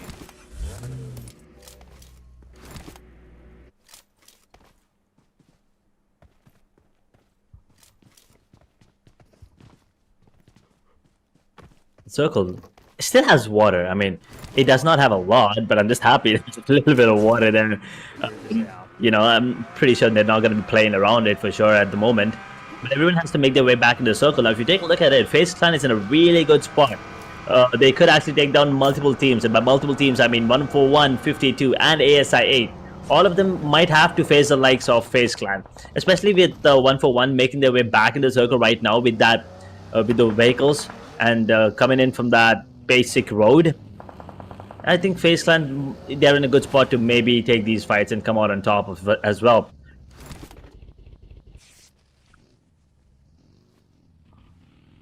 Definitely is the case. ASI 8 still alive. 3 people left on these guys' side. Having only 1 elimination secured yet. They haven't really been able to take a lot of fights. Probably have been taking a lot of fights, but well, they just didn't go that well for them. And now ASI 8, one of their members, has been spotted out by a member of 52 Esports. Gunfire. ASI 8 though not coming slow at all. They are going to be taking down one bus kill onto 52 Esports. Not quite finished just yet, only a knockout, but how are they going to be able to follow it up? They are finishing the kill. That is some good damage dealt to 52 Esports. Evening out the odds slowly and eventually.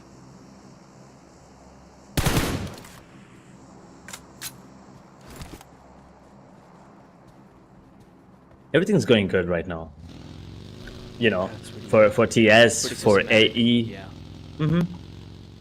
for Alter Ego as well. I think this is gonna be one of those games where they actually find a really good number of points for them, and FaZe as well. As of now, they're surviving. They don't have a lot of points to work with, but they're surviving. On the other hand, Alter Ego, they're getting more points, more and more actually. As a matter of fact, they're accumulating as many as possible. With the zone closing in 20 seconds right now, we're about to hit that 20-minute mark, which means we're getting into those final zones here.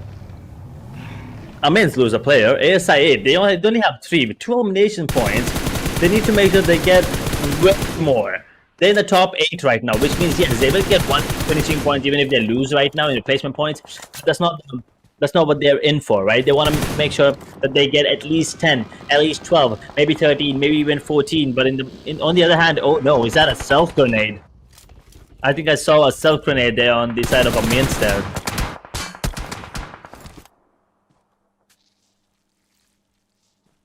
And as we say, another team has just been knocked out. And 52 Esports also receiving a lot of damage from the zone itself. We just saw a knockout players from the zone, and Alter Ego now back in the battlefield is going to be firing some shots at one of Team Secret's members. Damage dealt. He's tucked inside. They know where he is, and that's their call to push onto him.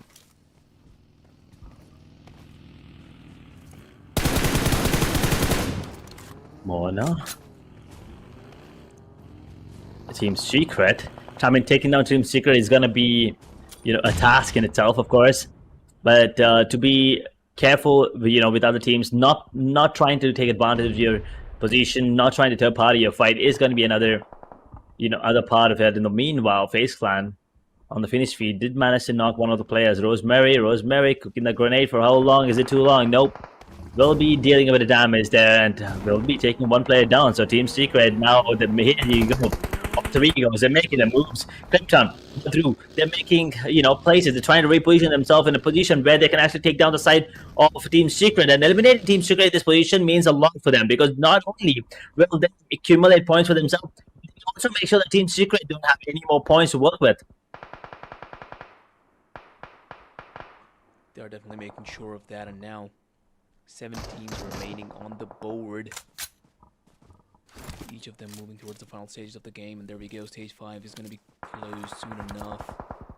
And as the circle is going to start to collapse, we are going to be seeing all these teams, 10 teams remaining, come really close to each other. It is definitely going to be really chaotic for now. These teams are only really engaging with each other from a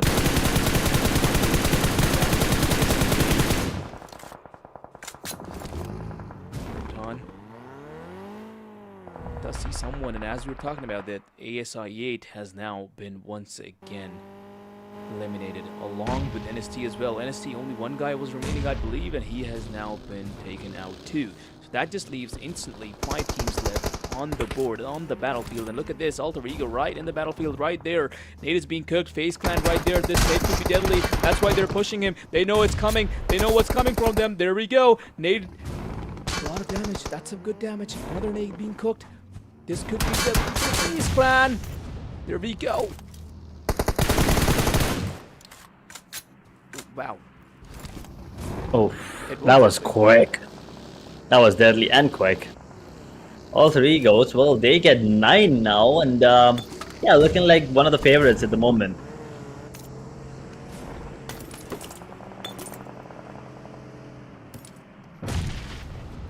These teams going at each other. Now only 3 teams left in total.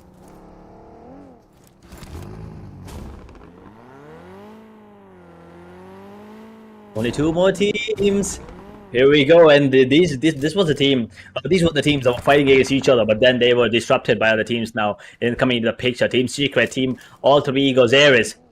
9 eliminations for Alter Egos, 10 for Team Secret, on the other hand, but they're already separated by 5 position points. So I think that Chicken Dinner is going to be separating it a lot more, and Alter Egos, for them to equalize it, for them to not go with that lead, they need to come out on top here. But looks like that it's not going to be an easy case. As a man advantage, he's going to be coming in hard for the side of Team Secret. Alter Egos, there's only one player standing, and Krypton, I think he's not going to be surviving for a long time. It is going to be the side of Team Secret once again with the strategy that they use in the they will have 4 players surviving till the end. I mean, it's 3 actually in this case. They did manage to get a lot of elimination points. Yeah, just amazingly done, and once again, a beautiful Erangel to be seen. I mean, hey, this was, I think, the most, the most normally played Erangel that I've ever seen. That's the best way I can put it, I think, because, hey, it's really how PUBG is supposed to be. All of these teams were just really taking their time with everything. They were just taking their time with the utilities, not really rushing out in the open. Some of the teams, we did say that they were really, playing it out for the eliminations, and they did manage to get those eliminations. But, hey, regardless, most of the teams were really passive, and the trend that we noticed, kind of, was like most of the top teams were eliminated early on.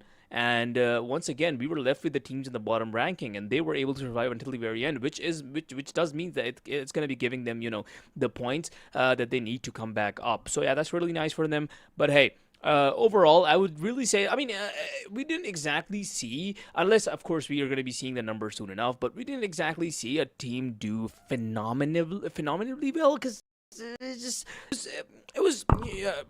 I'm not really saying mediocre performance, right? It's not mediocre by any means. Of course, they were able to they were getting the kills. We even saw 8 eliminations come through. Some of the teams were just going out. But the thing is, my mind has been shifted because of Xavier's performance so much that these performances are seeming relatively mediocre to them. So yeah, it's a really normally played Erangel. We are going to be seeing the numbers soon enough. But yeah, overall, a really nice map. Yeah, I mean, it's one of those situations where you have one team just setting a bar a little too high, when you just have other teams that even though they're performing up in their mind, you're just like, yeah, it's mediocre. I mean, it's not as good as these are the team. Now that's exactly what is happening. But we'll take a look at the winning team, of course, the Chicken Dinner team, Team Secret, for the second time of the day. We already have 2 repeating winners. We'll talk about that in a minute. But for now, Team Secret, everyone did really well. There's Doki, there's Frankie, there's Jaiki, there's Juke. Okay, I thought there was a pattern there in the names there. But anyway, I mean, you got to talk about Jaiki here with 893 damage. That is just nuts. And the strategy that they have: survive till the end and then overwhelm the opponent with the number of players that you have surviving in that final circle is just ridiculous. And Team Secret, well, they've nailed that execution. Yeah, they were definitely perfect about it, surviving until the end and keeping all their squad intact, and just hitting right when it actually matters and perfectly executing the strats as well. So yeah, really nicely played by Team Secret, scoring themselves a Chicken Dinner. And yeah, overall just amazing performance, especially by Jaiki. The 893 damage, as I said, it's just actually insane. 5 eliminations just from this guy alone, and overall the eliminations of Team Secret going way above 10. So right now, we have the MVP of the match, who is also actually going to be from Alter Ego, Badru. 700 damage, 6 eliminations to be seen. 700 damage, not as much as compared to the player from Team Secret, but still a really good number. So, yeah, 6 eliminations. Amazingly played by these guys. We were just, I think this is one of the teams that I was talking about, right? Some of the teams were just really going all out, regardless of how passive the other teams were playing. And I believe Badru from Alter Ego was one of those players. Alter Ego were just fighting. They were just taking fights everywhere. They were not stopping at all. We see them clashed with the 52 Esports. We saw them clash with FaZe Clan. They were just everywhere on the entire map. So yeah, these kind of numbers are, I think, expected to be seen. Great numbers, to be honest. And you can also tell that there's just few teams that were dominating. Like, as you said, this Erangel was a basic. We've seen a classic map. It wasn't really ridiculous.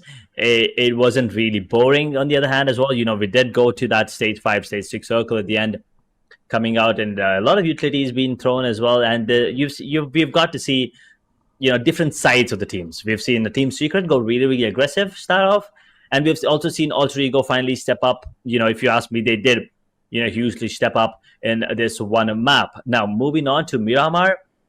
Miramar was a map where, Team Secret actually came out on top, but they actually have another chicken dinner right now. So do you think there's going to be 3 chicken dinners for them today? Is that even possible? I mean, hey, everything is possible, and if they're able to put up the performance that they have been, they might as well get away with that, and that is going to be pushing their numbers way up in their overall ranking. So yeah, would be really nice for them if it actually happens. But hey, they are up against teams that are putting up a really nice, really strong medal against them. So it's even if they are able to do it, it's definitely not going to be an easy task to do. It's because right at the very moment, we have the teams to watch out for: Alter Ego and 52 Esports. These are the teams that have been putting up really good performances so far. If you can see, almost 1,700 damage coming in from Alter Ego. That's a lot of damage done overall. And 52 Esports also coming in from almost 1,400 damage. That is good from these guys. These guys were seen clashing with everyone and everything, even objects that were inanimate. So yeah, amazing performances from these guys. Team Secret, if they do want to keep their streak going, they're gonna have to deal with these guys first, and then maybe we can think about a third chicken dinner coming through. That is true, but we also have to see where these teams lie now on the overall standings as well.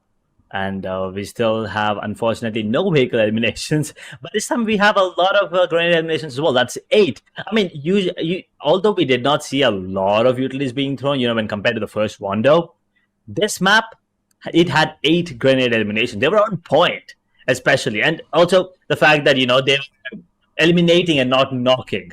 On the other hand, on Rondo, we actually witnessed a lot of teams just using those grenades to knock and, use the weapons to eliminate. This time, it was the other way around. And I think that is something to keep an eye on as well overall.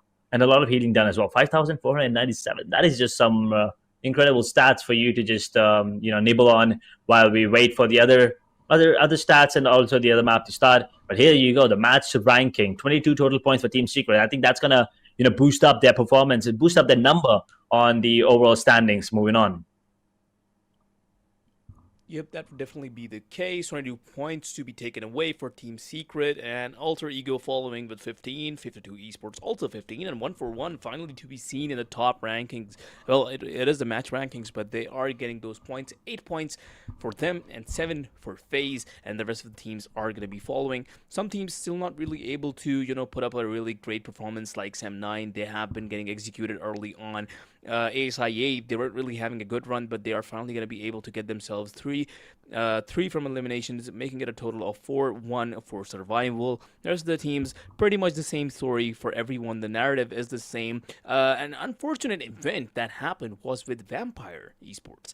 Only 2 points to be secured from this previous map, which is not really a lot for a team like them. They have been putting up a really good performance in the previous maps, but this time around they weren't really able to.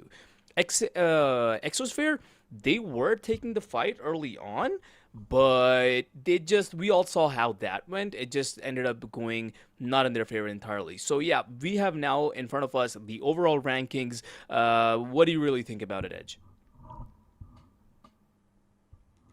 I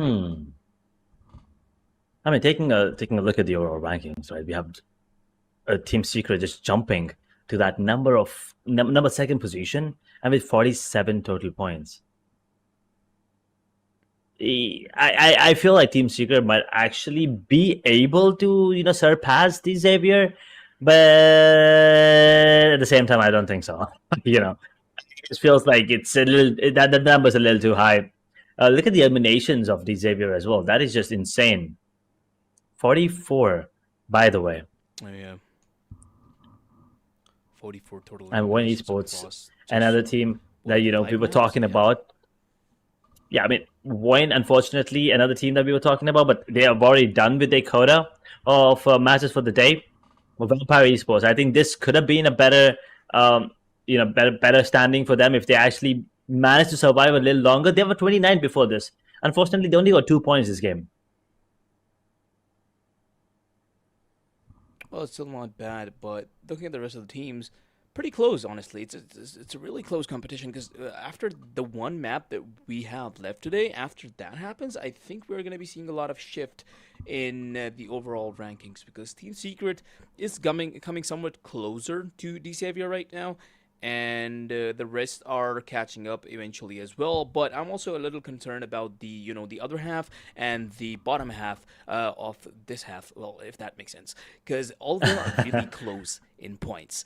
The point difference is like less than 10 for over 10 teams. So we're gonna see a huge shift between all of these teams after the last match that we're gonna be having today. Oh, definitely. I mean, they better not be in the same position that they're in right now. Otherwise, they will have a lot of problems moving on further, especially tomorrow. Because, as you said, this is going to be the last map of the day. Of course, Miramar coming in now, and well, FaZe Clan did decent this game around. This time around, they moved up to 14th position. Nepex Esports is still on 11 points. MG and Vikings, unfortunately, they've done with Dakota 11, and the Todak with 14. Glue with 17, and not a great position to be in, but it's not over yet. They still have tomorrow to look forward to. But for now, let's take a quick look at the last page as well. And yeah, these here you go. These are the teams that is kind of bothering me right now, especially Talon Esports. I mean, come on, 3 maps, 0 points. They've had their moments. Here's the thing: I don't understand how they're on 0 points because they've had their moments. It felt like they were going to be the ones coming out on top, but then boom, gone. Same goes for RIQ. They've had their moments where you thought maybe they could be the ones coming out on top, but then immediately they were absolutely just gunned down. Yeah, well, for now, okay, 10, 8, 8, 5. No, these guys are going to be having a lot of trouble, I think. Maybe they are able to come back up, but look at ASI8 and the other Pakistani team, how examines, they are definitely going to be having a big, they have a long road ahead. 8 points, and when you look at the team at the top that's already at 66 points, it's a big gap, and you're gonna have a lot of trouble covering that up. So I don't really know how it's gonna go unless these 8 teams are able to put up an amazing, phenomenal performance tomorrow or in the following days. I don't really think they're gonna make it out to the end. But hey, who's to tell? Who's to tell? These teams are big. These teams know how to play. These guys are good. It's not like they don't know how to play or this is like one of their very first tournaments that they're playing. They have been in the scene for very long. So yeah, we can see all of these teams. We can see the entire ranking shift a lot, shift drastically. So yeah, be prepared for anything, and we're gonna see where this all goes. Oh, that is true indeed. One more map left. We still have Miramar to look forward to, and well, it's going to be amazing for sure. It is going to be one of those maps where we've already talked about it. The snipers will be coming into play, but looking at the map rotation of the overall day, like Rondo and Rondo, 2 Rondos of course, were won by Xavier, Miramar, and Erangel. Both of them go in the name of Team Secret. Erangel, Vampire Esports did come out on top, match number 2, but that wasn't the case this time around. Unfortunately, they were eliminated pretty early, and well, Miramar, there's a really good possibility that we could see Team Secret come out on top for the 3rd time of the day. We could see Vampire, be the second team, and that would mean that we had 3 different winners only today in 6 different maps. That is kind of insane, if you ask me. But for the side of Team Secret to take down Team Xavier from their number 1 spot, I think this chicken dinner and this map is very, very important. Otherwise, Xavier might as well just chill on number 1 spot. Well, yeah, they might as well. But well, once again, up next is Miramar, and we are going to be hopping onto it very, very soon, and we're going to be seeing how these teams play around on this week. We have a shift of a few teams, of course, because of the group changes, but generally the teams are still kind of the same, and we are going to be seeing once again how they actually adapt from what they've whatever information, whatever knowledge that they've gathered from the previous match that they've played on it, and how they actually bring sort of a change in their playstyle. So this time around, once again, the plane is going to be going to the south, hitting the real edge of the map. So we're not really going to be seeing anything to the northwest side of the map. Most of the players are going to be dropping either in the middle or in the southern east side of the map. So interesting drop spots. Let's see how it goes.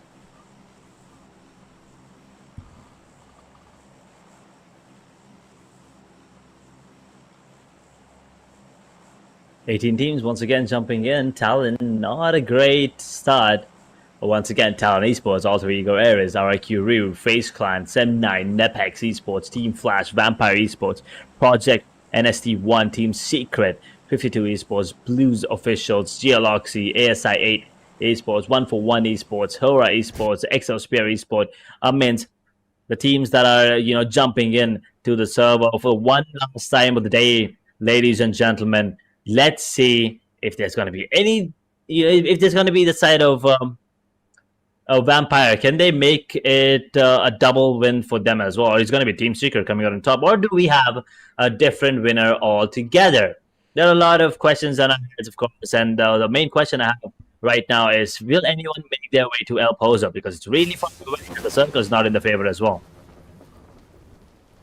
Circle's definitely not in the favor, but for now these teams are just going to be dropping and waiting for the first zone to be activated, and before that they're just going to be looting, and once again we're going to be having the classic good old PUBG looting time. It's just going to be really chill. Never mind, as I say that, we can already see some knockouts coming through from FaZe Clan. This time around getting hard. How are they now? 141 is under heavy fire from FaZe Clan, guys. They have been dealt a lot of damage, and they are probably going to be struggling a lot to get out. Oh no! That's the first elimination already there. 1-for-1, lose one, and just like that, we're already dropping, players like flies here. El Azhar will be one of the places where we will be witnessing a lot of fights right now. Alter Egos, they already lost a player. They have to be cautious here. They have to be really, really cautious. On the other side of the map, we do have another squad fighting. I believe it is ASI8 and Team Flash, is it? No, yeah, I think so.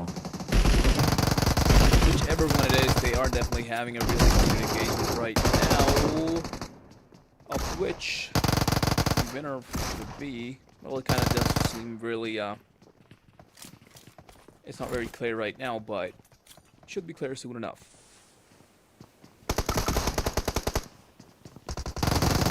Go.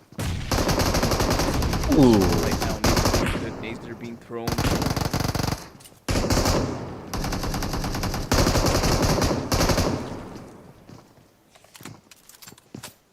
This is just being thrown everywhere. I mean, there's a lot of chaos there. Yeah.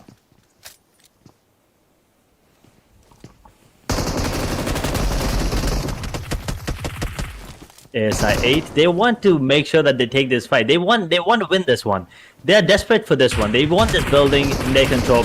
And I think they're like, we have to do this. There you go. I think they want to make sure that they show their dominance.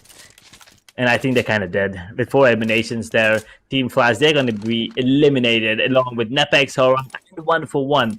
All of these teams already gone into the server. Usually you don't see these fights coming in pretty early.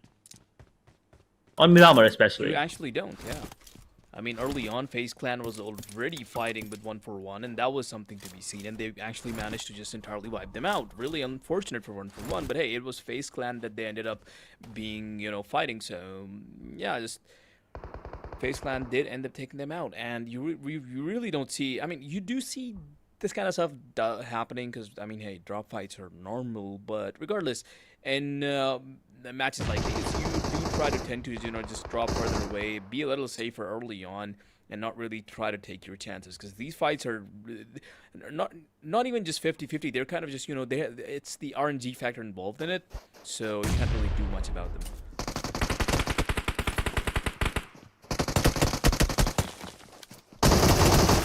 Amends. 3 more players, and this UMP, oh, that was a bad play. I think the player that spotted him. And, well, Pika Boy, what can he do? Sem9 now, they're securing the spot. They want to make sure that there's no pickup whatsoever. And Amin's there in a lot of trouble right now.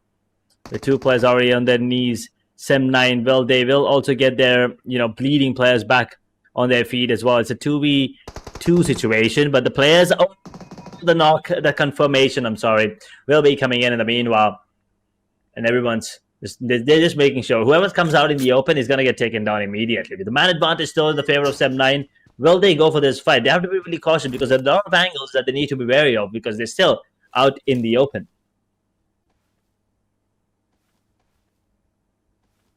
definitely is the case now.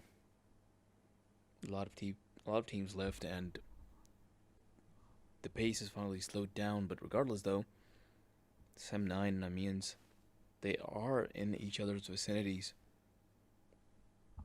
Definitely closer than they would want to be to each other, and yeah. Not really taking any fight right now, though. They aren't taking their time.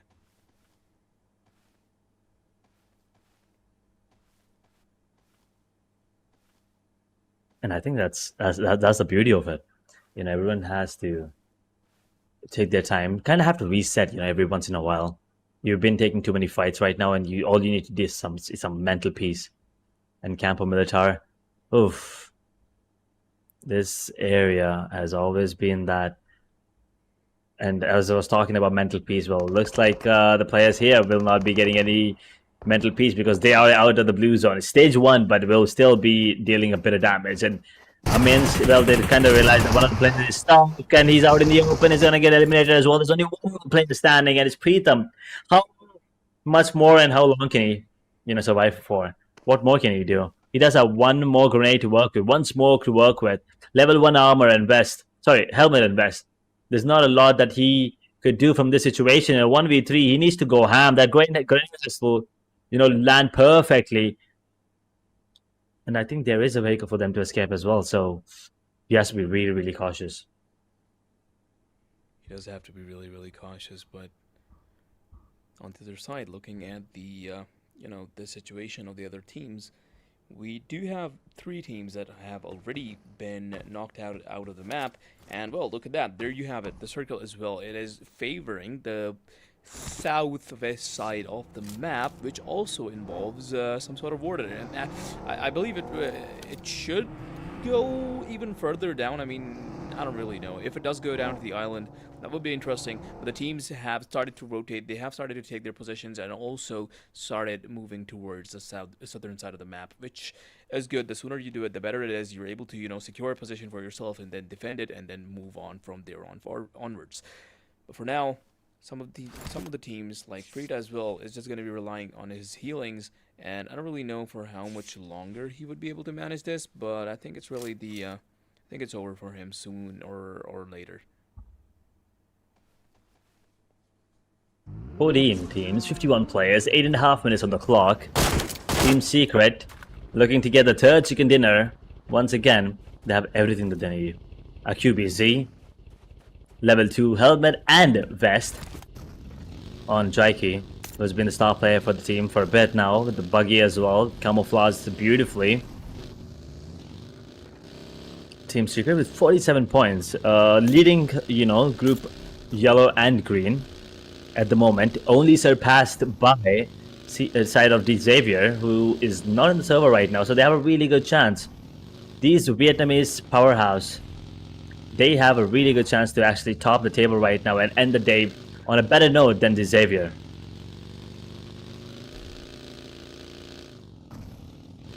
They definitely do. If they are able to give us, 3 chicken dinners. They definitely, I mean, hey, it's not a performance, it's not as obliterating as Xavier, but hey, 3 chicken dinners is definitely better than those eliminations. But we are going to see if they're actually managed to do that or not. For now, our Cube is finally back in the battlefield. They are fighting it out. No close engagements to be seen just yet, but hey, shots were fired, damage were dealt, and now they're moving out. They are changing their positions. Oof. Repositioning as well as a circle now coming into play. Stage 2. Still a little bit of water is making me excited, keeping me intrigued to see how the the circle converges. But for now, Chumacera is going to be a hot spot. A lot of teams making their way there, and the fights are going to be inevitable. Whoever makes their way towards that part of the map. RIQ, they need to have a good game right now. Like 3 points in the overall standing, that is not good. And just as I say that, perhaps I'm just just cursing the team at this point. It's probably like a cost curse. They already lost 1 player.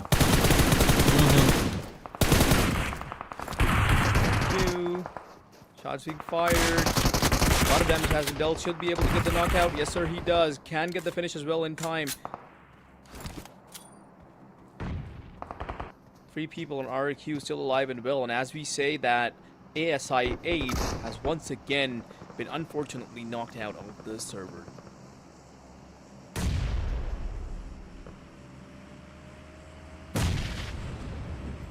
Oof. 13 to 44. 13 teams, 44 players, and NSD could be in a bit of a bit of trouble here. D8 just standing there. There's nothing he could do. Absolutely nothing. And NSD, they get eliminated as well with 12 teams now on the server. RIQ, they lose 1, but they have 3 eliminations this time around. That is good. A good fight, a good comeback. And could be the beginning of something for them. On the other part of the map, Team Secret, I believe, is losing players. And Exosphere and GL, they're fighting against each other as well. And this could be overwhelming for the side of GL because of the 2 extra players on the side of XSP and Exosphere. They might as well just eliminate the entirety of the squad. There you go, it comes in. We're down to 11 already from 13.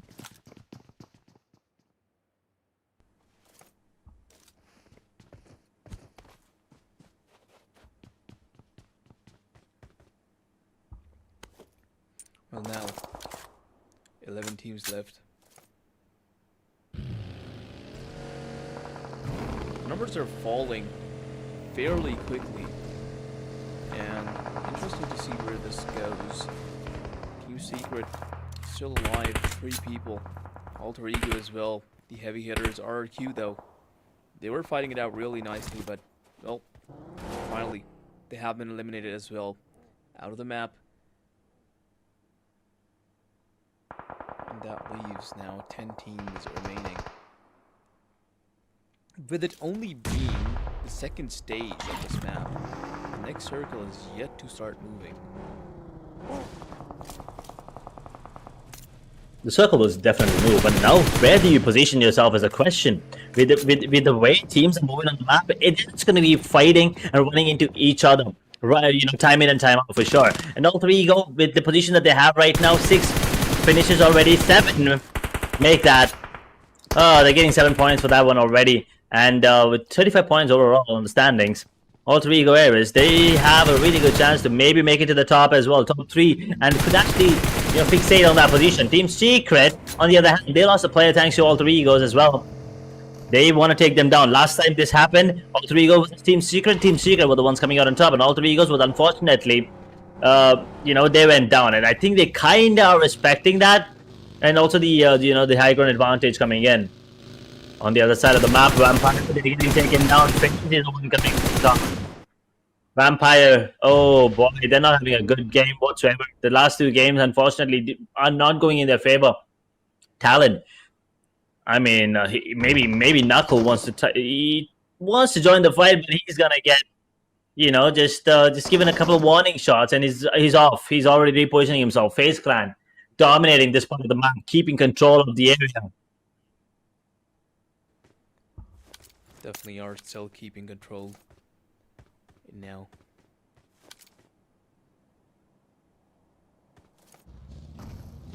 Johan. Zone has started to move, and now we're entering the 3rd stage of the game. The circle, considerably smaller now. The teams already in the safe zone, surprisingly. Rotations have been pretty quick this time around. Nobody's really outside, and teams are much closer to each other. And we are probably going to be seeing a lot of fights come through. This is gonna be really chaotic from what I can see. Oh, definitely.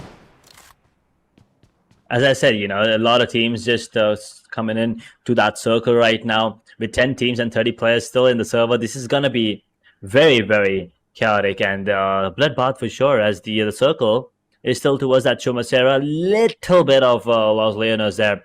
A lot of open areas are going to be coming in.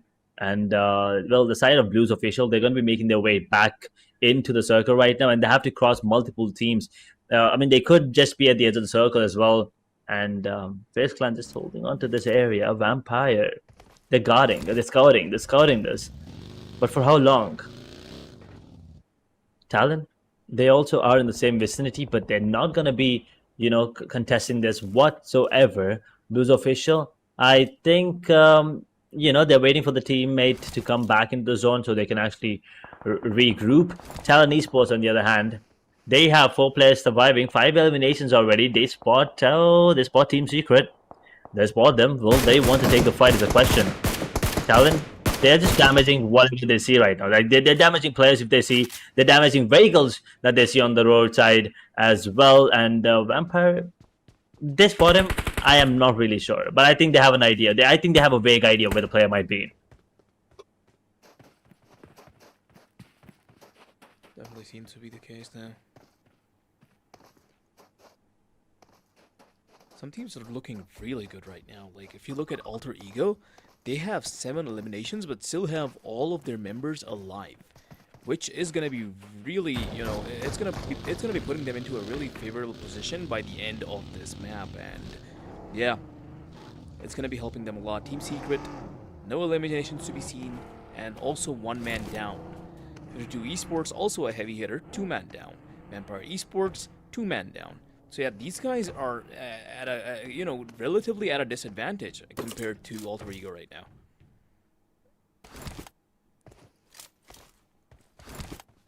Definitely, the one man disadvantage could be deadly. And Alter Egos with the 4-man standing, Talon, Blues, and Exospear, all of them have 4 right now. So these teams, they have a really good chance of closing things off in their favor right now. 18 minutes almost on the clock. That stage 3 circle will be coming into play, and Miramar, well, it's taken its sweet time. That's exactly what we want to watch. We want to wait for that final circle. Now, where does this next circle go? Because if it goes to anywhere a little towards the northern side or the southern side, anywhere apart from west side, things are going to be chaotic for the other teams, because for them to make their way back, it's going to be hard. But they're in luck. They're in luck as of now. It is going towards that western side where a lot of teams are already in. Team Secret, Alter Egos, and 7-9. Well, they're going to be in a lot of trouble. In the meanwhile, Exospin takes on the players on the side of Blues Official. Blues Official, they only have 2 more players left in the Great Southern Raining. Axis have blocked the personal. Guy is going to be fighting the other player. Beautiful gets taken down. Guy and Axie. Now, the only 2 men standing for their side. The grenades are going to be raining in along with the M4 support. Exosphere, they might as well just come out on top here with a man advantage. But actually, what more can he do, man? I mean, there's nothing he could possibly do because his positioning is kind of absurd. He's kind of cut off from the team. It definitely is, and that is going to be, a little disadvantageous right now. Exosphere.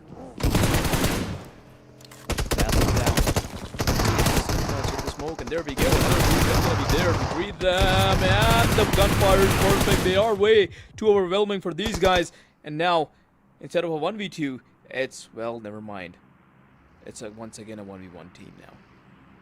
Because Blues just got eliminated from the map.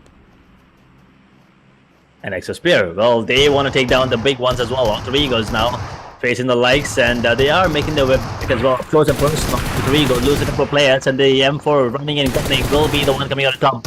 Standing for how long is the question. He's trying to run away. He pulls out the M4, trying to retaliate. I think it's going to be possible. The shotgun will be causing his demise. He gets taken down. Alter Egos going in the Exosphere. They're going to be happy about it. But the team that's going to be happier is going to be the side of Team Secret, as they will still be alive with 3 players. And guess what? 0 eliminations. They're going for the same strat that they had last time on the map of Miramar. Survive for as long as you can for as many players as possible, and then pop off at the end. Yep, definitely is the case.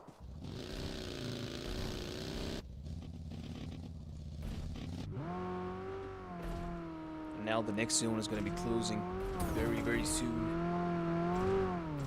We are going to be moving to the 5th stage of the game, making the circle much smaller, bringing these teams much closer to each other. Like, what more can you do, man? I mean, come on. Exosphere is really far away as well. Team Secret now, they are going to be taking a bit of damage. One of the players already on his knees. They have to be cautious. FaZe, with 3 players surviving. XOSP looks like the favorite right now with the momentum that they have, 11 finishes, and also with 4 players standing still surviving. They could be the ones coming out on top. 52, but one of the players did manage to secure a kill on one of the players on the side of Team Secret. So they lose another one with no eliminations whatsoever. But they're in the top 7, which means they will definitely get 2 points for surviving this long into the map as FaZe Clan. They want to go for this fight against Sem9 and Talon as well in the picture. Sem9, well, they make sure to get one knock onto Talon here. But they might not be able to get the finish here whatsoever. Sem9 Yumeko, what can he do? Like, what's the position right now? What's the play here? Going for that retaliation, or maybe just going for that revival? Really far away though, so I don't think that player actually could be survived, unfortunately. So Yumeko is going to be in a 1v everyone situation here. Talon could be the first team that they might have to face. In the meanwhile, Team Secret, they get eliminated on the other side of the map, which means their plan of surviving till the end is going to be backfiring, and they have no elimination point whatsoever. Sem9 get eliminated as well. Now we're down to top 5 teams here. Only the top 5 teams left now. Vampire Esports, 52 Esports, Exosphere, FaZe, and Talon. Talon, 7 eliminations, man. 12 for Exosphere. They are going out this time around. Well, we are going to be seeing if they're able to continue with it, because, well, they do have 4 members alive, and if they're able to get this chicken dinner in this map, that's going to be a huge amount of points for these guys. Definitely. And Vampire as well on the other side.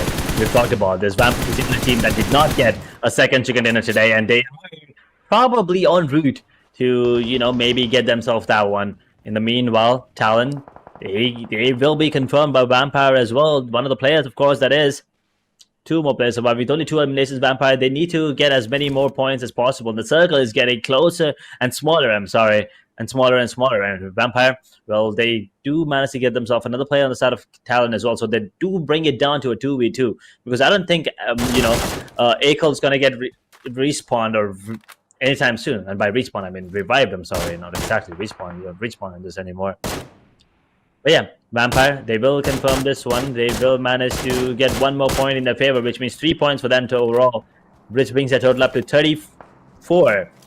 I mean, excluding the finishing points, the placement points, I'm sorry, as of now. And the zone will be getting smaller in 20 seconds. Stage 6 circle already. This round is going insanely well for the audience, of course, and for the players as well on the side of Talon, if you ask me. I mean, this is the first points that they're getting. First points in 4 games. Come on, that has to mean something. Definitely has to mean something.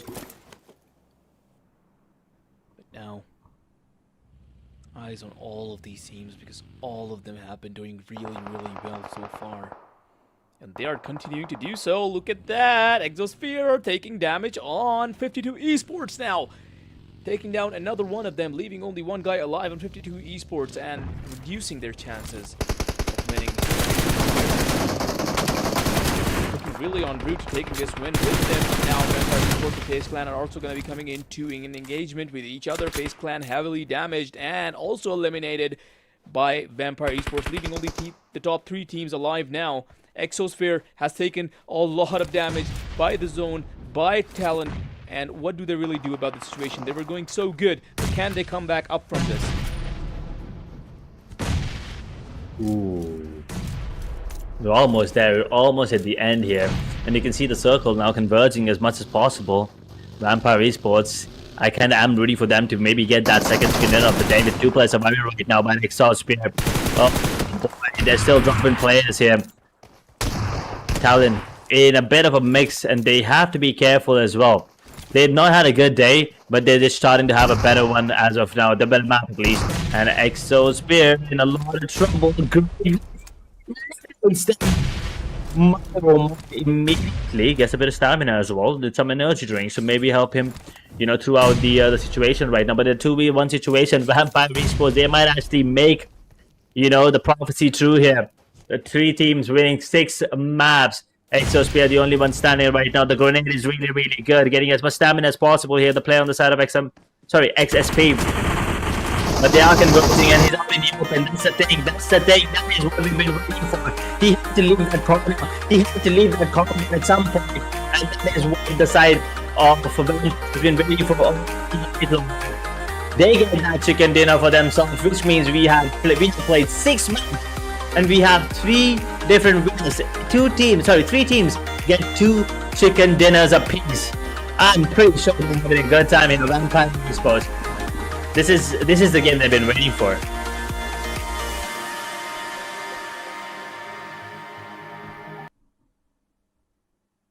What an amazing game, Edge. What an amazing game. Honestly, what an amazing day. So many performances, so many great performances from so many of these teams to be seen. Decisive, amazingly done. Team Secret, wow. So many kills, just going all out. And yeah, I'm just really amazed at what these teams can do when they actually, the entire cooperation, the entire coordination of these teams, the way they play around the maps, the way they play around their enemies. It's just really amazing to see. It's the pure essence of PUBG that makes watching these games so amazing. So yeah, I'm just really excited we got to see this all. But hey, it's not over just yet, because the playoffs have only just begun, and we have a lot more days to go, and we have still yet to reach the finals, and we're going to see what really happens. We are going to be seeing drastic changes in the rankings, in everything, and we're going to see how this all goes. Yeah, I mean, a lot happened in this game as well. I mean, this Miramar went, you could say, according to plan, for in some regard, because Vampire Esports, they did manage to get that second chicken dinner for them overall.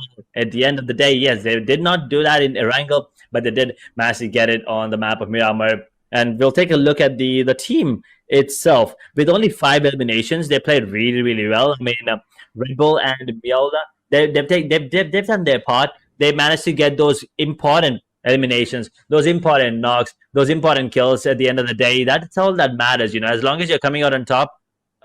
There's nothing else that you really need to be bothered about in Vampire Esports. They will be happy with those 10 extra points that they will be getting thanks to that chicken dinner.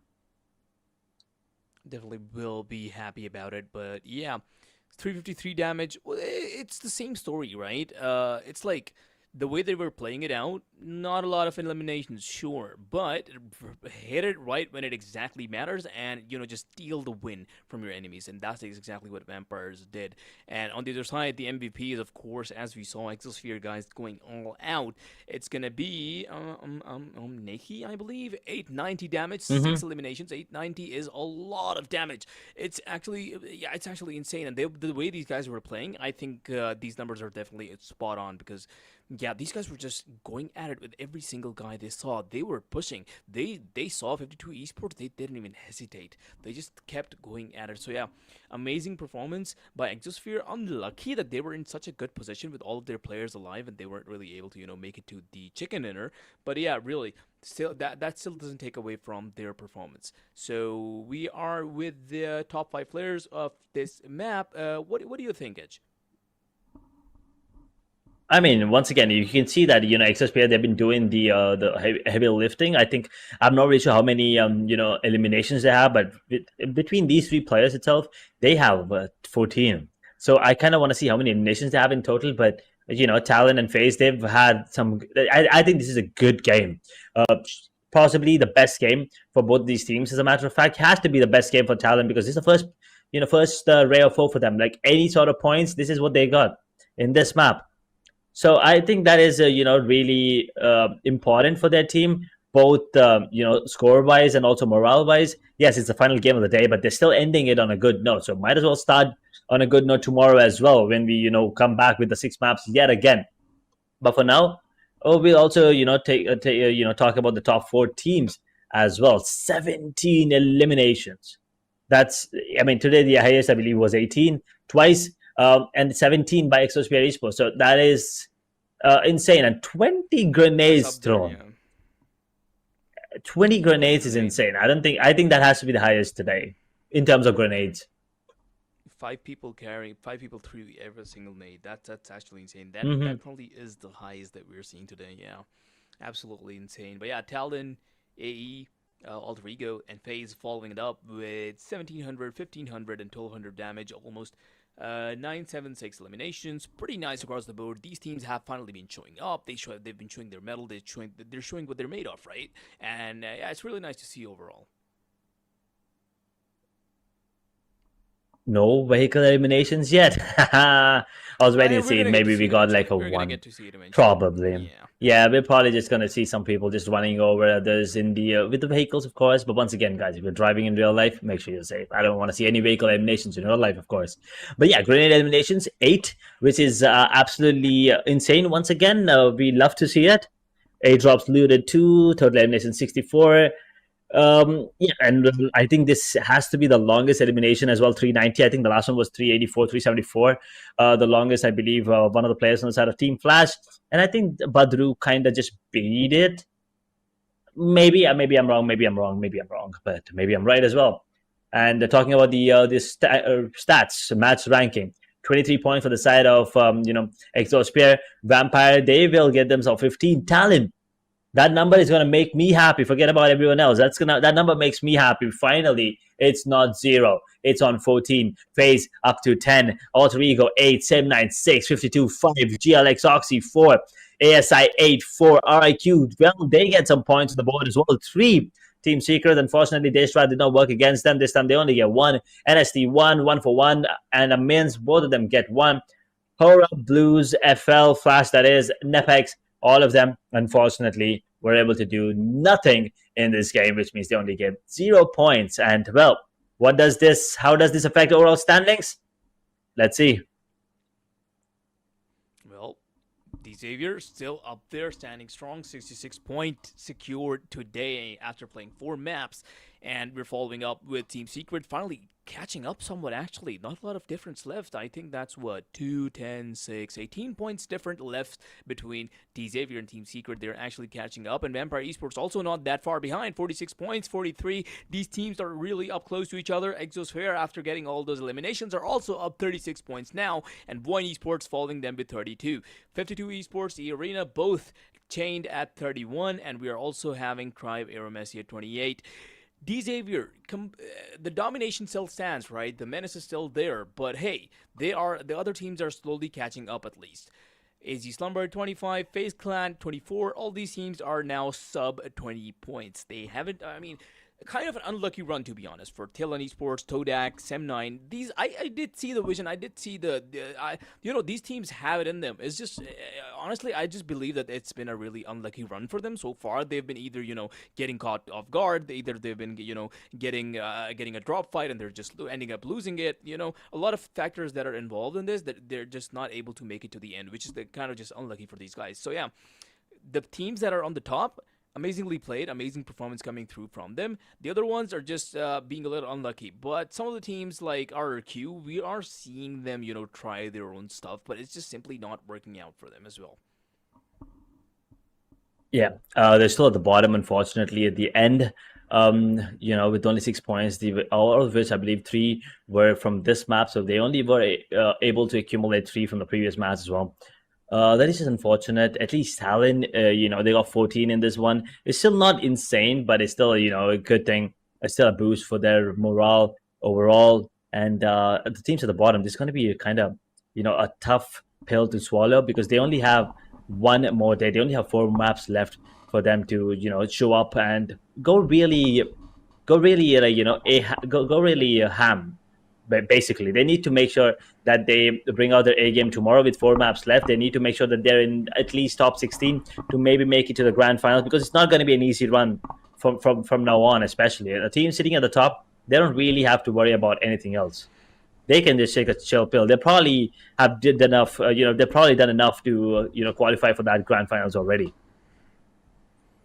Yeah, they probably have, but hey, they can never, never take it too easy, never take it too light, because these teams, there are other teams that are just catching up to them right at their backs, and they're gonna be there before these Xaviers even know it. So yeah, they're gonna have to, keep up the performance that they have been putting out, and they have to follow up through with it. Otherwise, Team Secret are on their backs. Vampire Esports is there. There are just so many players so many teams, that want that spot, that want to be on that number 1 spot. And yeah, these they're gonna have to be really careful. But yeah, as far as qualification is concerned, I think these teams have done enough already. So yeah, you are definitely right about that.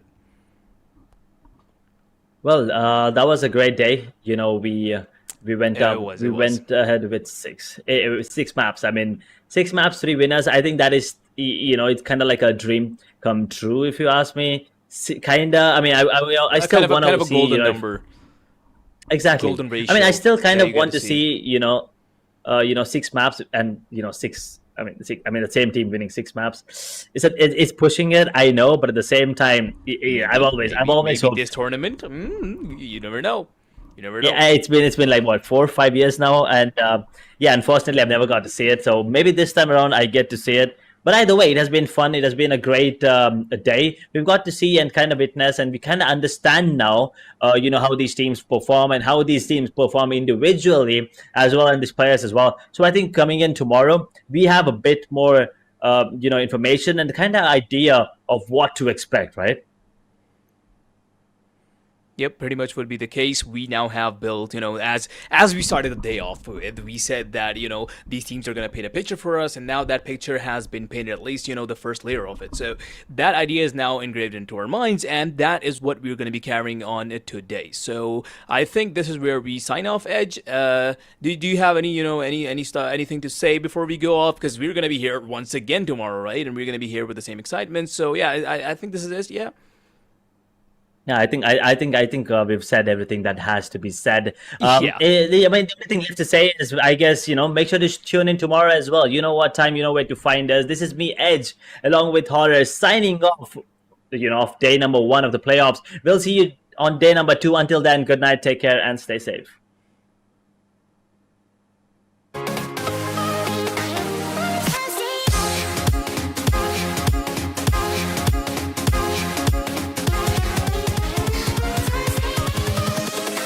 Invincible.